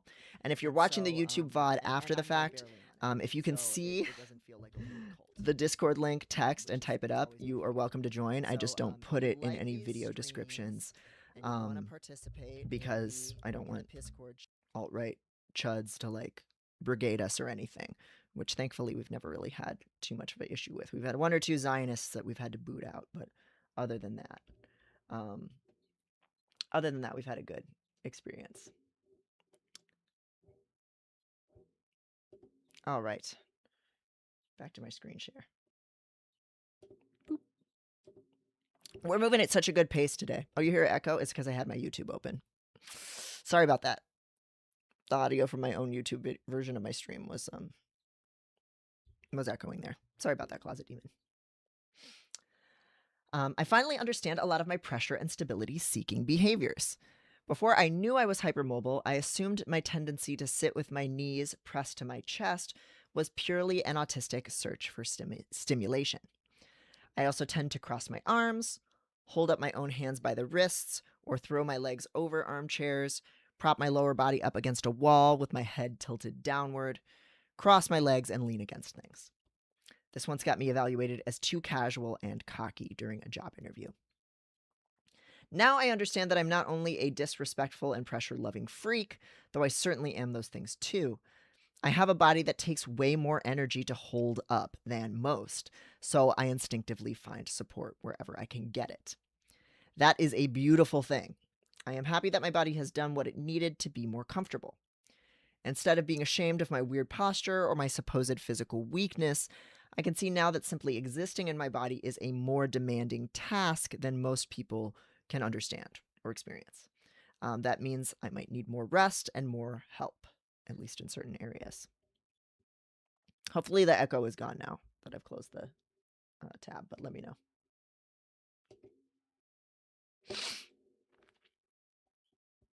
Our bodies can relax too much. Another fun paradoxical effect of hypermobility is our tendency to physically collapse in on ourselves when resting, causing our joints to inappropriately sag in the wrong direction. So you can think again about like the knees hyperextending backward, kind of like that, just or just kind of folding in on yourself when you're sleeping. We can also become too limp and still when doing something like chilling out on the couch. Um, I notice this a lot more when I'm high. I might just be more aware of it. Um, so being too still for too long in a collapsed posture can all cause muscle discomfort. Did you know that the average person should be activating their core and back muscles a bit while they sleep, and that it's normal to shift your weight an almost imperceptible amount even during relaxation? I didn't. I just fall in, if I'm trying to like actually relax, I just fall into a heap of bones and rely upon the couch or mattress to ground me, the way that a cat does when it's curled up, using kind of the floor to stabilize itself. But that shit can hurt. To keep their sagging joints lifted and support the weight of their heads or bodies, many hypermobile people sleep in a nest of Squishmallow stuffed toys or use a pregnancy pillow. This is from a TikTok video. Of course, it's TikTok, so everything's like a Temu link advertisement, but a lot of people do swear by these things. This is a user on TikTok called ADHD Former Teacher, in a video demonstrating themselves curled around a pregnancy pillow. So, do I have a link to a pregnancy pillow here? Let me just pull up an image, just for clarity's sake.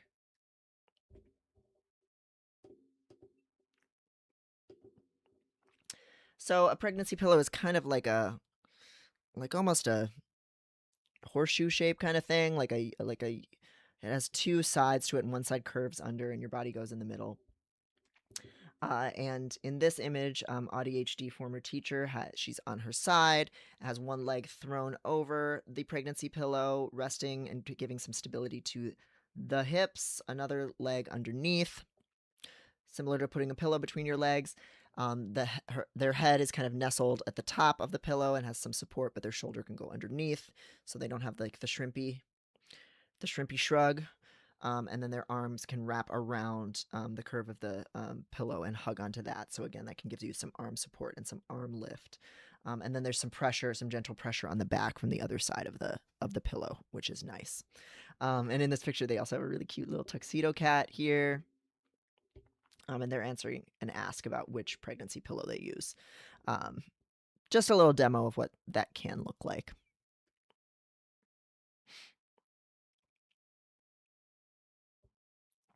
Viano in the chat says, the za got me moving like an over easy egg. So like wobbling. That Zaza got you jiggling. I don't know about you. That Zaza got me like locking up, like like a scared rabbit. But that's me. Annika Transpeak says, do you know about the pregnancy pillow date thing? TLDR, a trans woman had a pregnancy pillow, and her cis date got offended because she thought she was trying to get her pregnant. Oh my god. What kind of like... The people are wanting the Anna Valens cock carousel trans woman forced impreg fantasy to be real so that they can be afraid of it. Whereas others among us are wanting it to be real because it would be hot. Like, what the fuck kind of weird, like, predatory lesbian trans misogynistic fucking stereotype would you have to have living in your mind that a trans woman having a pregnancy pillow makes you think she's gonna impregnate you? What the Jesus Christ. No, I think I missed that one, but wonders never cease. Like, trans misogynists, like, they make up the fucking wildest shit. Like, do you remember the quesadilla thing? The trans women can't make quesadillas. Like I know you're not really a woman because you asked how quesadillas are made or whatever. That fucking shit. Like, it's always these Tumblr monsters. Ugh. Yeah. No, I don't think I saw that one, or I forgot. Sasha says, it's a pillow for her. It's her pillow. Yeah, what, like, Does this cis woman think that you use a pregnancy pillow to get someone pregnant? Like, what the fuck? Oh, so stupid. Yeah, quesadilla shit was so fucked up. Closet Demon says, trying to hold my neck up while lounging is so awful. Also, I have 8 off-brand Squishmallows to hold my poor body while I sleep. Yes, again, if you're in the Piscord and you want to share your sleep setups, like your how you arrange the Squishmallows, everybody on the hypermobility subreddits are always talking about using the Squishmallows, but I'm really only still just starting to experiment with it. Like I don't know what to do with my shit, dog. Like, so if you have a good setup and you feel comfortable sharing a picture of like how you arrange yourself or like where you put the Squishmallows, I would love to see. I'm curious because I've been like experimenting with like, oh, like having something under my arm, like holding my arm up. Like, do my shoulders need to be like supported as well as my head? Like all kinds of stuff. So let me know if you feel like sharing. And for people curious about the pregnancy pillow transmisogyny thing, there is a link in the chat from Transpeaks. If you like getting mad. Learning how to sleep on my back with proper neck support has dramatically reduced my back pain and improved my posture. All my life, I have slept in a painful, face down, curled up position with one leg thrown out to the side and bent to ground my slipping hips, and usually my arms folded underneath me, often with the wrists bent inward, hence my wrist injury. At rest, I have looked more like an oddity at an archaeological site than a living human. And here we have a skeleton all curled up, arms kind of nestled, and spine just in the back of the skull, just fully hunched. Somebody in the comments on this post also called it the Yamcha pose from Dragon Ball Z. So when he like hit the ground and his legs are curled up, also highly accurate. This sleeping posture filled my trapezius muscles with thick knots, kept my shoulders permanently tensed and risen, all things that are already problems, and hurt basically every joint that I had curled inward. I do really think that was something that lit the fuse for my hand injury because I think I cranked it under my body. But getting myself out of the habit of sleeping this way has felt absolutely impossible because my body craved so much pressure. I even slept face down like this right after top surgery when the front of my body was stitched together and still filled with tubes. You're really supposed to sleep on your back during top surgery, and I did not. Except for maybe like 1 or 2 days. The game changer for me was a recent stay in my sister's guest room, which her autistic girlfriend had styled up into the perfect cozy age regression chamber.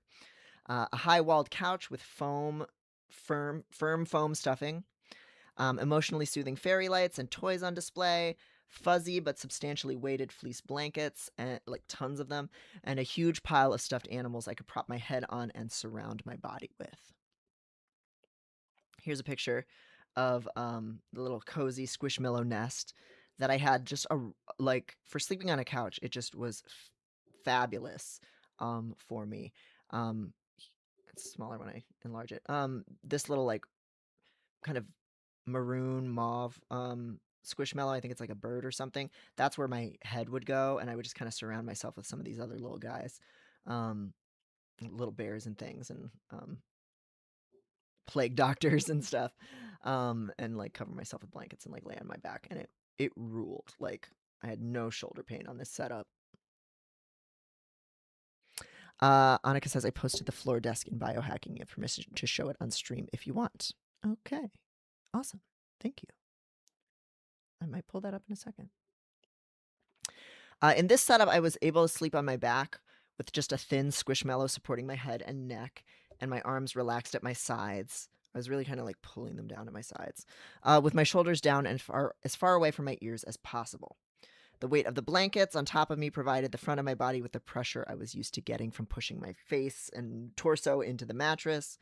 The stuffed animals on the side gave me the sensation of being contained, which helped create kind of the illusion of sleeping on on your side. So when I really wanted to curl up and sleep on my side, I just kind of tricked myself into thinking that I was by just rotating my head and like kind of burying myself against the stuffed animals into one of their fluffy bodies. So that was nice. That was good enough that like I actually could start falling asleep on my back, which now I do some of the time. And it does help. It has been fucking fantastic. Every single night that I have slept like this, I have felt completely relaxed and supported, woken up with zero back pain, and have been able to go about my day with none of the usual shoulder tension. And I have found the setup relatively easy to replicate at home with my Pokemons. Also, Loki's sleeping here. Can y'all see Loki right now? Probably not. Let me do a little Loki check. The girl, the woman. Let me do a big one. There's the woman. She's asleep. My baby.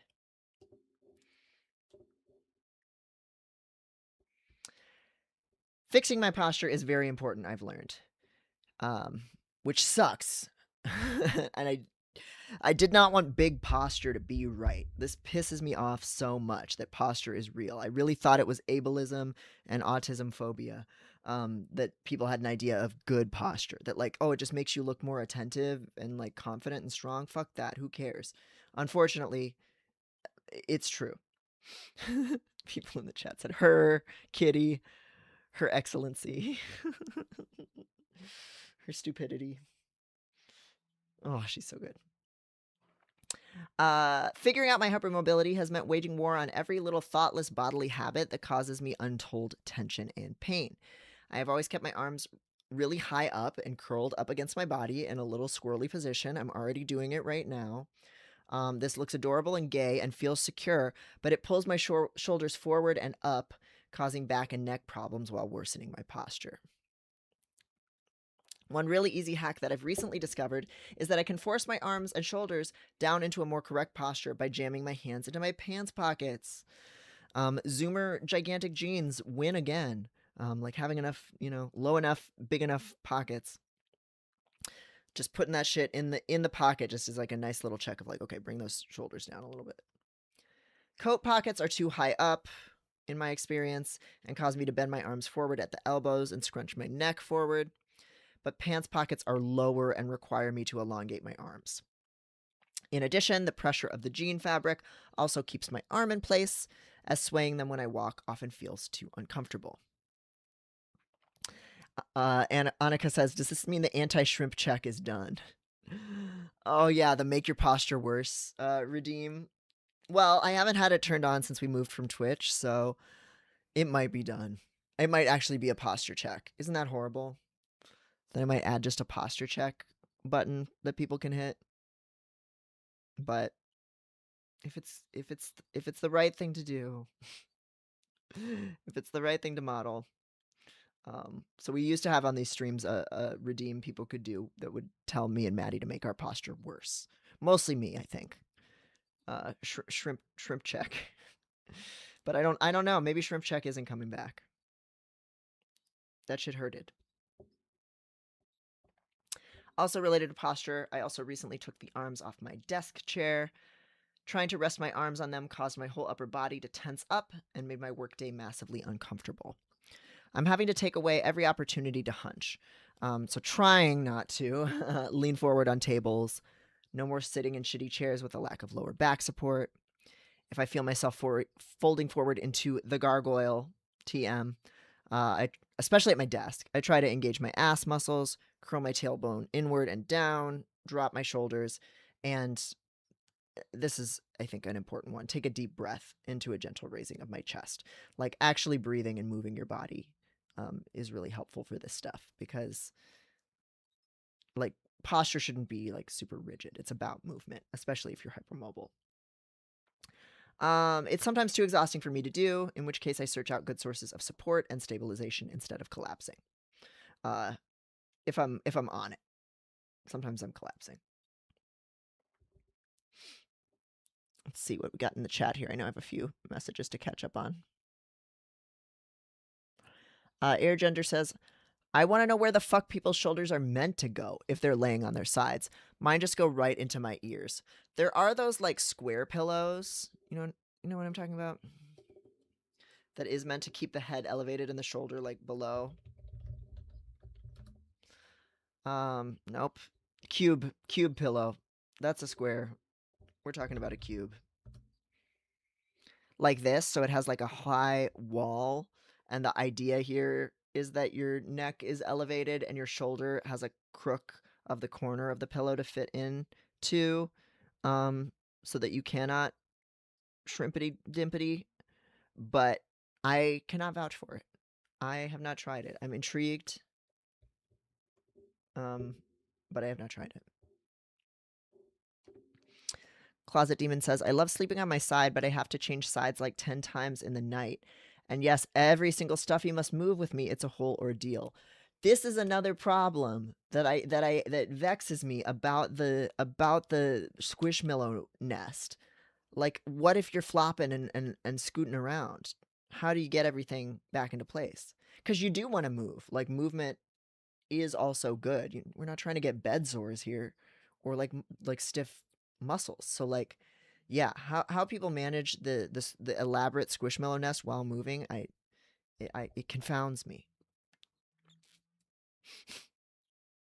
Airgender says, can you construct some kind of stuffy conjoinment tube so all the stuffies move in unison? So what you're talking about here is basically human centipeding the Squishmallows into a pregnancy pillow shape. In almost kind of like a long Furby type contraption. Like this. Basically stitching your Squishmallows ass to mouth into a long Furby / pregnancy pillow that you could adjust and move all in concert. Which is really sick and twisted. Or putting them into a digestive tube like they're being vored. Wild idea. But it might work. I don't know. Closet Demon says, that'd be funny, but I like being able to adjust them, which would be hard if they were bagged. VNO says, after my gender confirmation surgery, I had serious nerve pain as all my shit got reconnected, and also could not bring myself to sleep on my back. Basically, just jammed a body pillow into my crotch, and the pressure seemed to help. Ooh, my God. Yeah, pillows can be magic sometimes. They did not give me enough oxy. Well, fuck them. That sucks. This Snorlax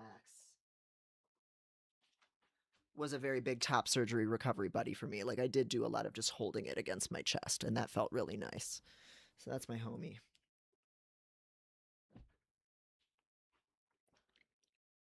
But lower gender confirmation surgery in the crotch region, that sounds so tough to not have, like, getting that positioning right for, and like any sleeping.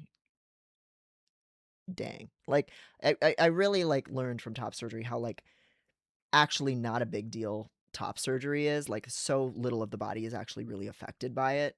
Even your arms, you actually can move within a matter of days, to a pretty full range of motion, depending on which surgeon you talk to, and what aftercare guidelines you get. But yeah, gender confirmation surgery sounds like a trip for that. Closet Demon says, I wish my arms were retractable because they're the bane of my existence when sleeping. Airgender says, it's more that my top shoulder flops into my ear. Oh my God. Whoa. Well, where are you putting your arm? Because, like, yeah, if you're putting your arm up, for sure. Or does it just naturally, like, kind of slide? I'm just, like, picturing what you're talking about. So you can't, like, bring it down? That does sound painful. Airgender says, yes, the human centipede is what I'm suggesting, but I firmly maintain that it's not scary, and they like it. Well, you're a twisted individual for that. As are anybody who's made a long Furby. I don't like this shit. And I like Furbies. But this shit's evil. I don't like that people hurt Furbies. I think we should just let them live. We should just let our stuffies live. We shouldn't be human centipeding them. No matter what kind of disabilities you have. Closet Demon says, yeah, top shoulder to ear cause pillow. Wait, what? Top shoulder to ear because pillows angle your shoulders. Oh. I'm having trouble picturing this, but just because it's like elevated. I really still dead ass can't figure out like whether your shoulders are supposed to be on the pillow or not. Because a lot of times it feels better to just be like all up on it, and have that support. But then the hunch could be happening, so it's very confusing. If you have a good sleep setup, again, I'd love to see pictures because this I'm experimenting a lot. Closet Demon says they're literally getting gender affirming care. Furbies want to be long. No, this isn't natural. this is not right. You're gonna tell me this is right? You're gonna tell me any Furby should be able to go in at any age and get this? Oh, this one's so scary. Oh god. This is the classic long Furby. And now there's like pre-made long Furby stuffies that you can get on like Amazon. That's bullshit. That's stolen valor right there. This one has arms also. This one's just a worm. No, this one's a shrimp. Oh my, I hate this. It's so mean to Furbies to do this. This one's like plaid. Oh my god. This is what you want. This is what hypermobile people want, and it's honestly so disgusting. It's like men getting leg extensions. Closet demons. Oh, and that's fucked up and twisted. Airgender says, yeah, I feel like there's not anything holding my top arm down, and my shoulder naturally creeps up to my ear, and I have to work to keep it down. Yeah. The top arm, though. That's so interesting. Mavalent says, I'd be so happy if someone made or got me a long Furby. Long Furby like the pup dog of Furbies. Our hubris has wounded them. Yes. The cruelty, just like the human centipede. Our will to experiment. We were so busy asking ourselves if we could that we didn't ask ourselves if we should. And look, now they're lesbians. Look at this lesbian couple. This butch femme long Furby. This stuff's evil. Not because they're lesbians, but because they're long Furbies. Nobody clip that. Okay, I gotta stop looking at this stuff. This makes my tummy hurt. Oh my god, it's a long Labubu. No. Not long boo boo. No. Oh god. Okay, enough. Enough of this. Airgender says, what is that official long Furby DJ thing? Oh, I don't know. I don't know about any of this. Long boo boo. This sucks. Oh. All right, moving on. Oh, Jesus. My workflow and productivity have changed a ton in response to my disability. I use a sideways mouse. Voila. Like this. So you grip it sideways. This was one of the first things I got as a hypermobility adjustment. Holding the mouse regular style was really bothering me. It's easier on my wrist. The edge of my desk has L-shaped foam on the edge, so I have support when I'm typing. I switch between a seated and standing position at my desk throughout the day. I'm standing right now. Hello. I cannot type as much as I used to, so I use voice-to-text apps. Basically, any social media post or text message that I send is composed using my voice these days, as long as I'm like at home or like have privacy to do it. So that has led to some really weird typos and capitalization because Google message like voice to text sucks ass now because of AI and shitification. But whatever. But even with all these changes, I've had to accept that my productive capacity is not what it once was. It is not comfortable for me to sit at a desk for more than a few hours or to sit still for very long at all. I cannot withstand much political or social stress on the level that I used to. During the months that my hand didn't work, I was away from my home office the majority of my days, riding buses to medical campuses and wandering through Hyde Park in between appointments. I found all this time away from the dissociation machine and all my petty life problems to be quite meditative. And as I started recovering, I would assign myself long walks or runs on the lakeshore path, or find a bunch of random errands to run so that I would not be pulled back into overwork again. I started cultivating new hobbies like singing, which did not require sitting at a computer or using my hands at all. I started playing a mobile video game, Pokemon Go, that does put some hand strain and phone use on me, but does require that I get out of the house, and that gave me an app to play with that wouldn't cause doom scrolling. And when I say the dissociation machine, that comes from a writer that I'm a big fan of, P.E. Muskowitz, who writes mental health, health as in hell, and on Substack. So mental health, hell, HELLTH, .xyz. And this post, the dissociation machine, is just talking about social media and internet use as a way to like detach from reality, and how when that's taken to a more extreme form, it's really unhelpful. Um, so so shout out to P.E. Muskowitz for that. She is great.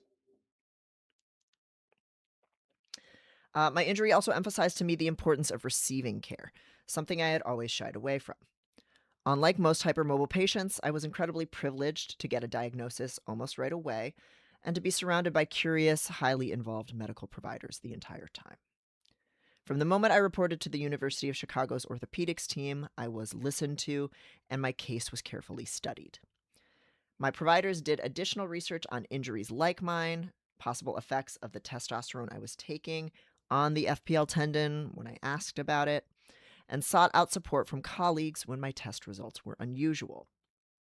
I had some abnormal test results on some rheumatoid arthritis factors, even though it ended up not being that. The nursing staff at U of Chicago were especially warm and chatty with me, as were so many of the patients. Like I said, it just has a really nice culture to it. The emergency room at University of Chicago is dog shit, and they treat people horrifically and racistly. But in terms of the rest of the hospital and just like being around, like the vibes were such a lift. Though I was facing the loss of a body part that is essential to my creative life and career, I never really felt all that despairing at any of it, because I found learning about the mechanics of my body absolutely fascinating, and I was gaining so much meaningful contact with other people, and people who were like genuinely trying to help. The winter that led up to my injury had been a dour one that saw me spending most days banging away at my computer without much human contact, and flitting between upsetting headlines, then laying out in an anxious, stoned mess on my bed at night, unable to relax. But as soon as I got injured, I was working less, speaking to a ton of fascinating, skillful people who were interested in me, traveling every day all across my city, and spending my time cultivating my voice instead of languishing in my head. When this all first started happening, somebody told me that the left hand represented self care in a variety of spiritual traditions, and encouraged me to see the injury as an opportunity to get more in touch with myself. I scoffed at it, but soon their statement proved to be true.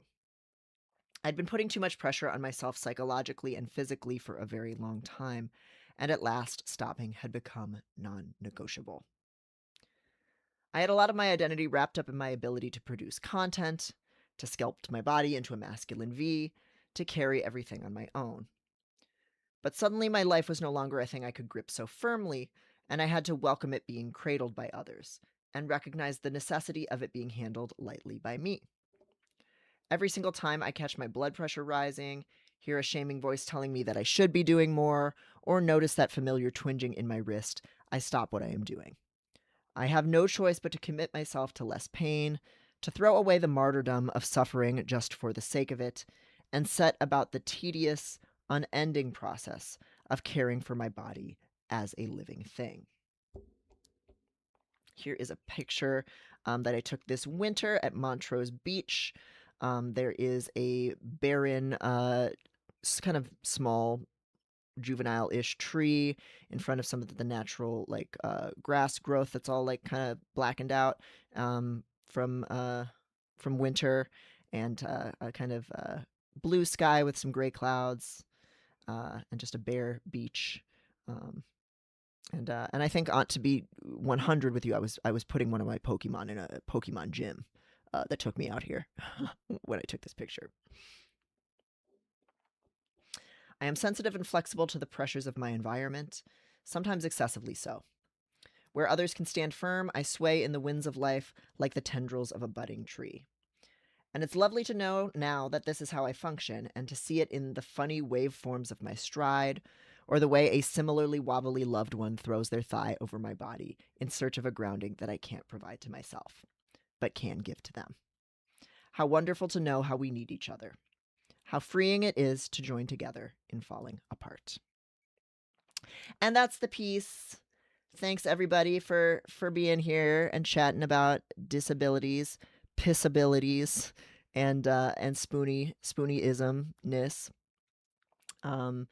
Uh, this piece got some great comments from other hypermobile people, and people shared a few resources for various things. That's the edit button. What am I doing?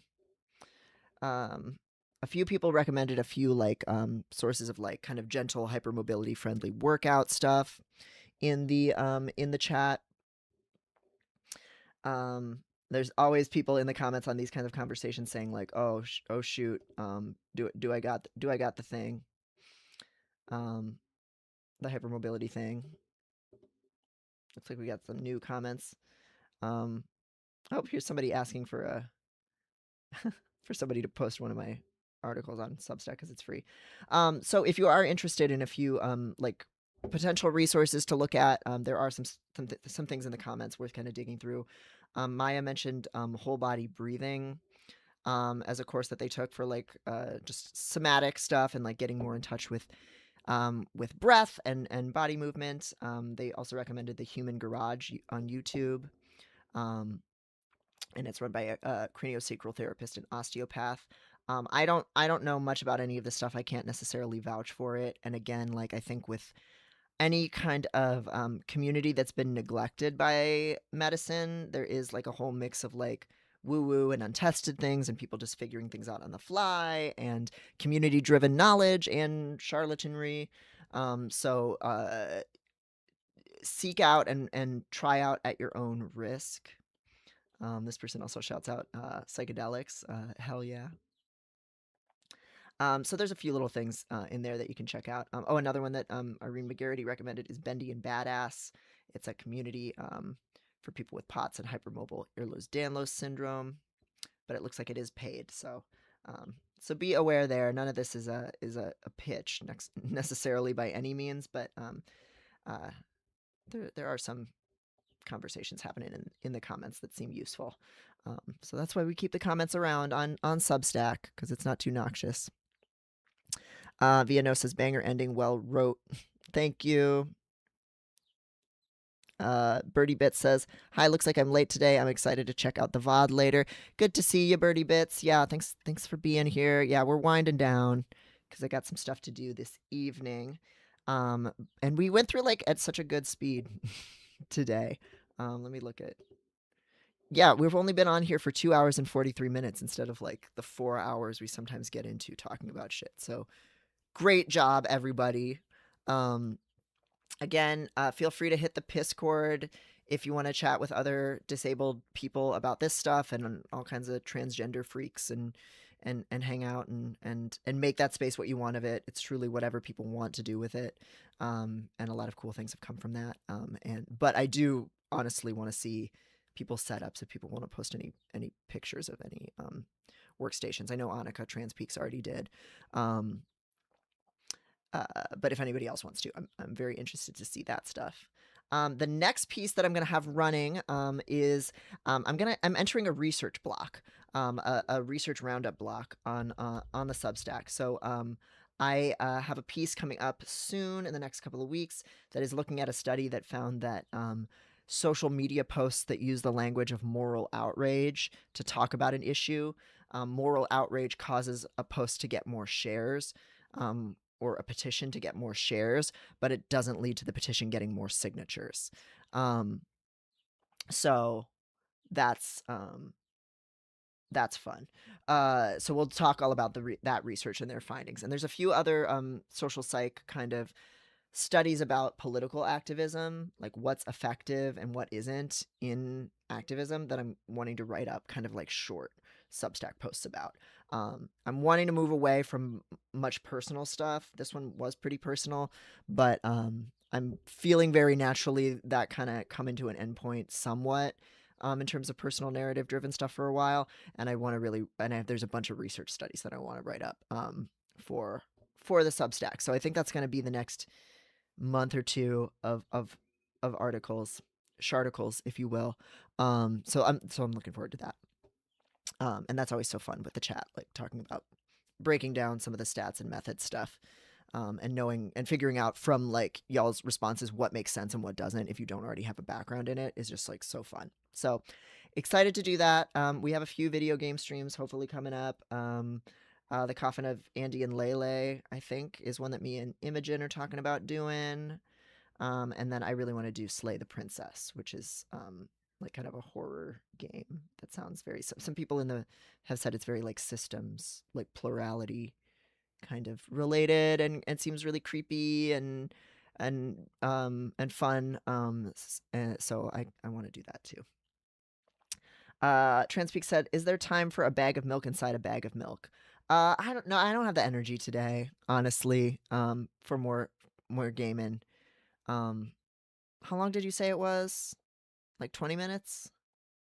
I don't think I have it in me today. Hellblade. Yes, I also need to play Hellblade, Sensuous Sacrifice. Yeah, there's a lot of games that I want to stream. I need to start setting aside time specifically for that. Because I love doing a deep read of a game on here. No, I'm Not a Human was so fucking good to play on stream. So 15 to 20 minutes. Yeah, I'm already. Yeah, I know that's short, but I also know that anytime we do a game on stream, it takes twice as long because we're talking about it. And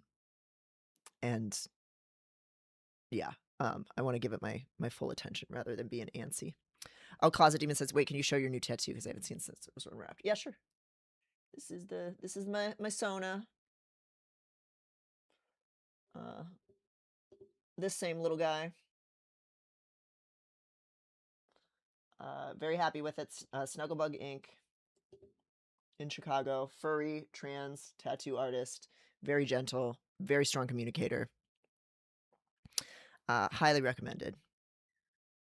Yeah, the stream for No, I'm Not a Human. It was just one stream of like 5 hours, and it's here on the YouTube. So it's fun. It was a really, really great game about just like pandemic isolation, judging people for seeming different or seeming neurodivergent, how like you can't trust government information about public health things, the paranoia that sets in when systems break down. Oh, so moving. Such a good game. And the stream I think was really like a fun conversation, and like unpacking all of that stuff on the fly is so fucking fun. Sasha says, "Been popping in and out of here because distracted, but the hypermobility chat essay really resonated with me. Love the streams as always. Thanks for being here. Thanks everybody for your contributions to the chat. I think I am going to leave it here for now. If you're watching this as a VOD, you can follow me on YouTube to get notifications when I'm live and participate in these chats. And otherwise, all my stuff is on Substack or YouTube.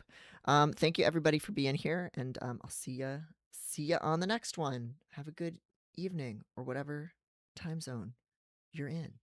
Bye bye.